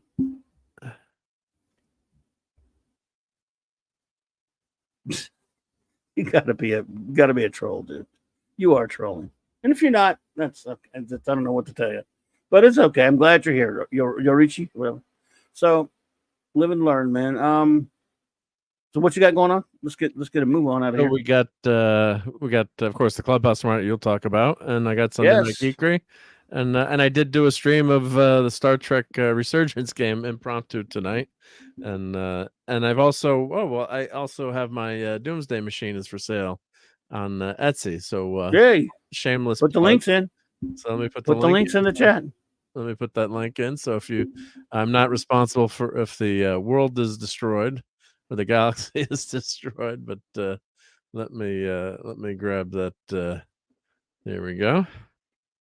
So if you're interested in a Doomsday Machine, I got a couple options, big and small. Yep. So there you go. So you can. Well, here I'll show it too. Why not? Why not? Grab that link in here. I'll show that for everyone. So Most tallest Batman. Let's see it. Let me go. There we go. Did I put the wrong? There we go. All right. Watch Let's you doing. go here.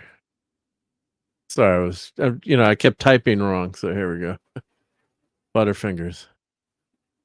So here's the Etsy store. Yep. So that's the Photoshop job, obviously, but here's the Doomsday Machine. Oh, when I do Star Trek related something we could talk about tomorrow night, Nichelle Nichols' phaser is for sale. The family is selling.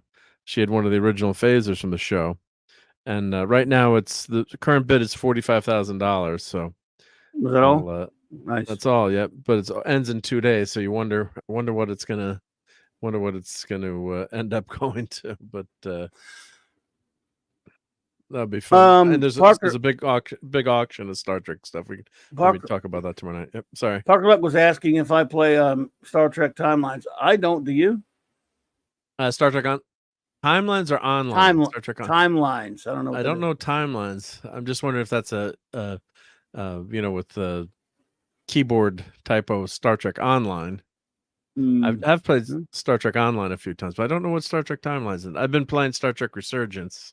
Was streaming that tonight, which is set in the TNG universe, although Spock is in the show or part in the game.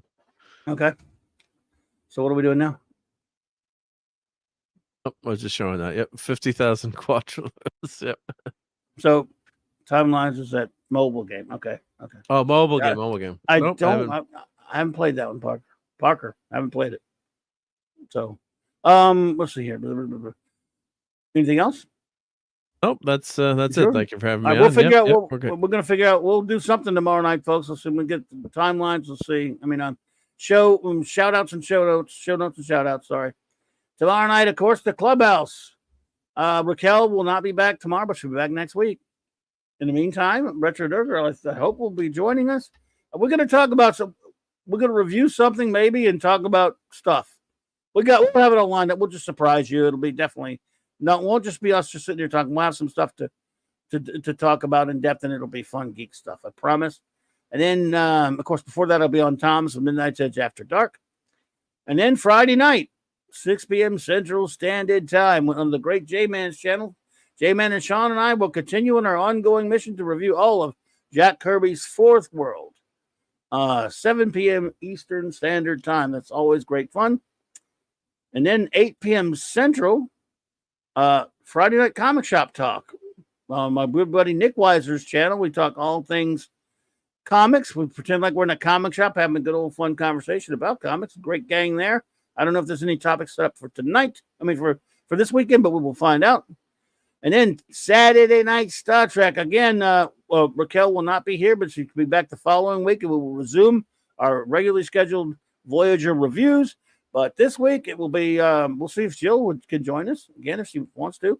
I have a few things planned, and we'll have a lot of fun like we did last Saturday night. And then, of course, Sunday night, the Geekery on the great Chief Engineer Mark D with a GC channel, 10 p.m. Eastern Standard Time.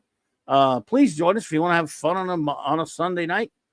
It is, of course, can be some eatery there too, but it's mainly the Geekery. And then we didn't do much eatery last week yet. no, we didn't. Monday night, I'll be back with great J-Man, and I will be back with Earth B, Bob Haney. 6 p.m. Central Standard Time. Hey, Jonah Hex, what's up, buddy? And then after that, of course, Monday night Mark C Comics Talk. So let's see. We'll get everybody shouted out tomorrow night. But I want to thank, all proper and good, but we definitely acknowledge everybody who came in tonight. I want to thank you all for being here with us tonight. You're amazing.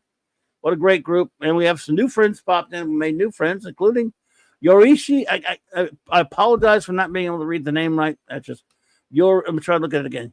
Yorichi. Yorichi. Is that? If that's incorrect, I apologize, Yorichi. But it's good to have you here. All opinions are welcome, but as long as you can take the heat, because when we fight, we fight dirty up, and just kidding. We treat everybody the same. In other words, everybody gets picked on, including me. You see how they pick on me all in the chat. So, Dave J Sound, yo, bro. Oh, good to see you, buddy, and good to see you all. Thank you all for being here with us tonight, everyone. You got over the hump.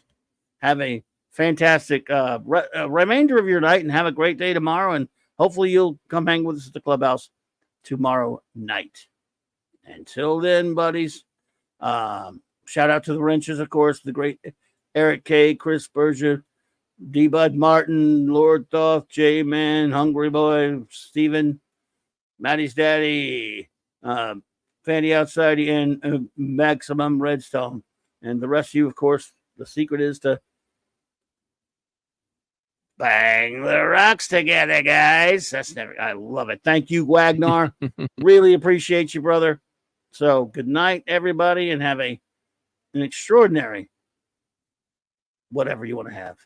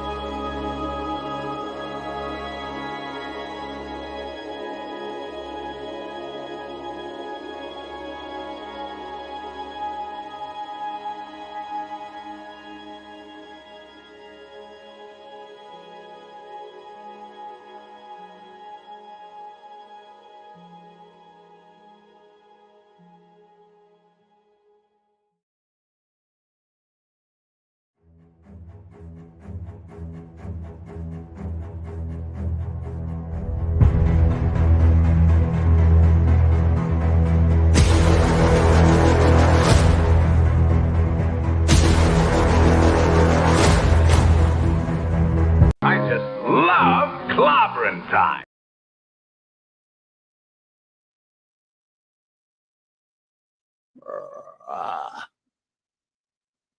Well,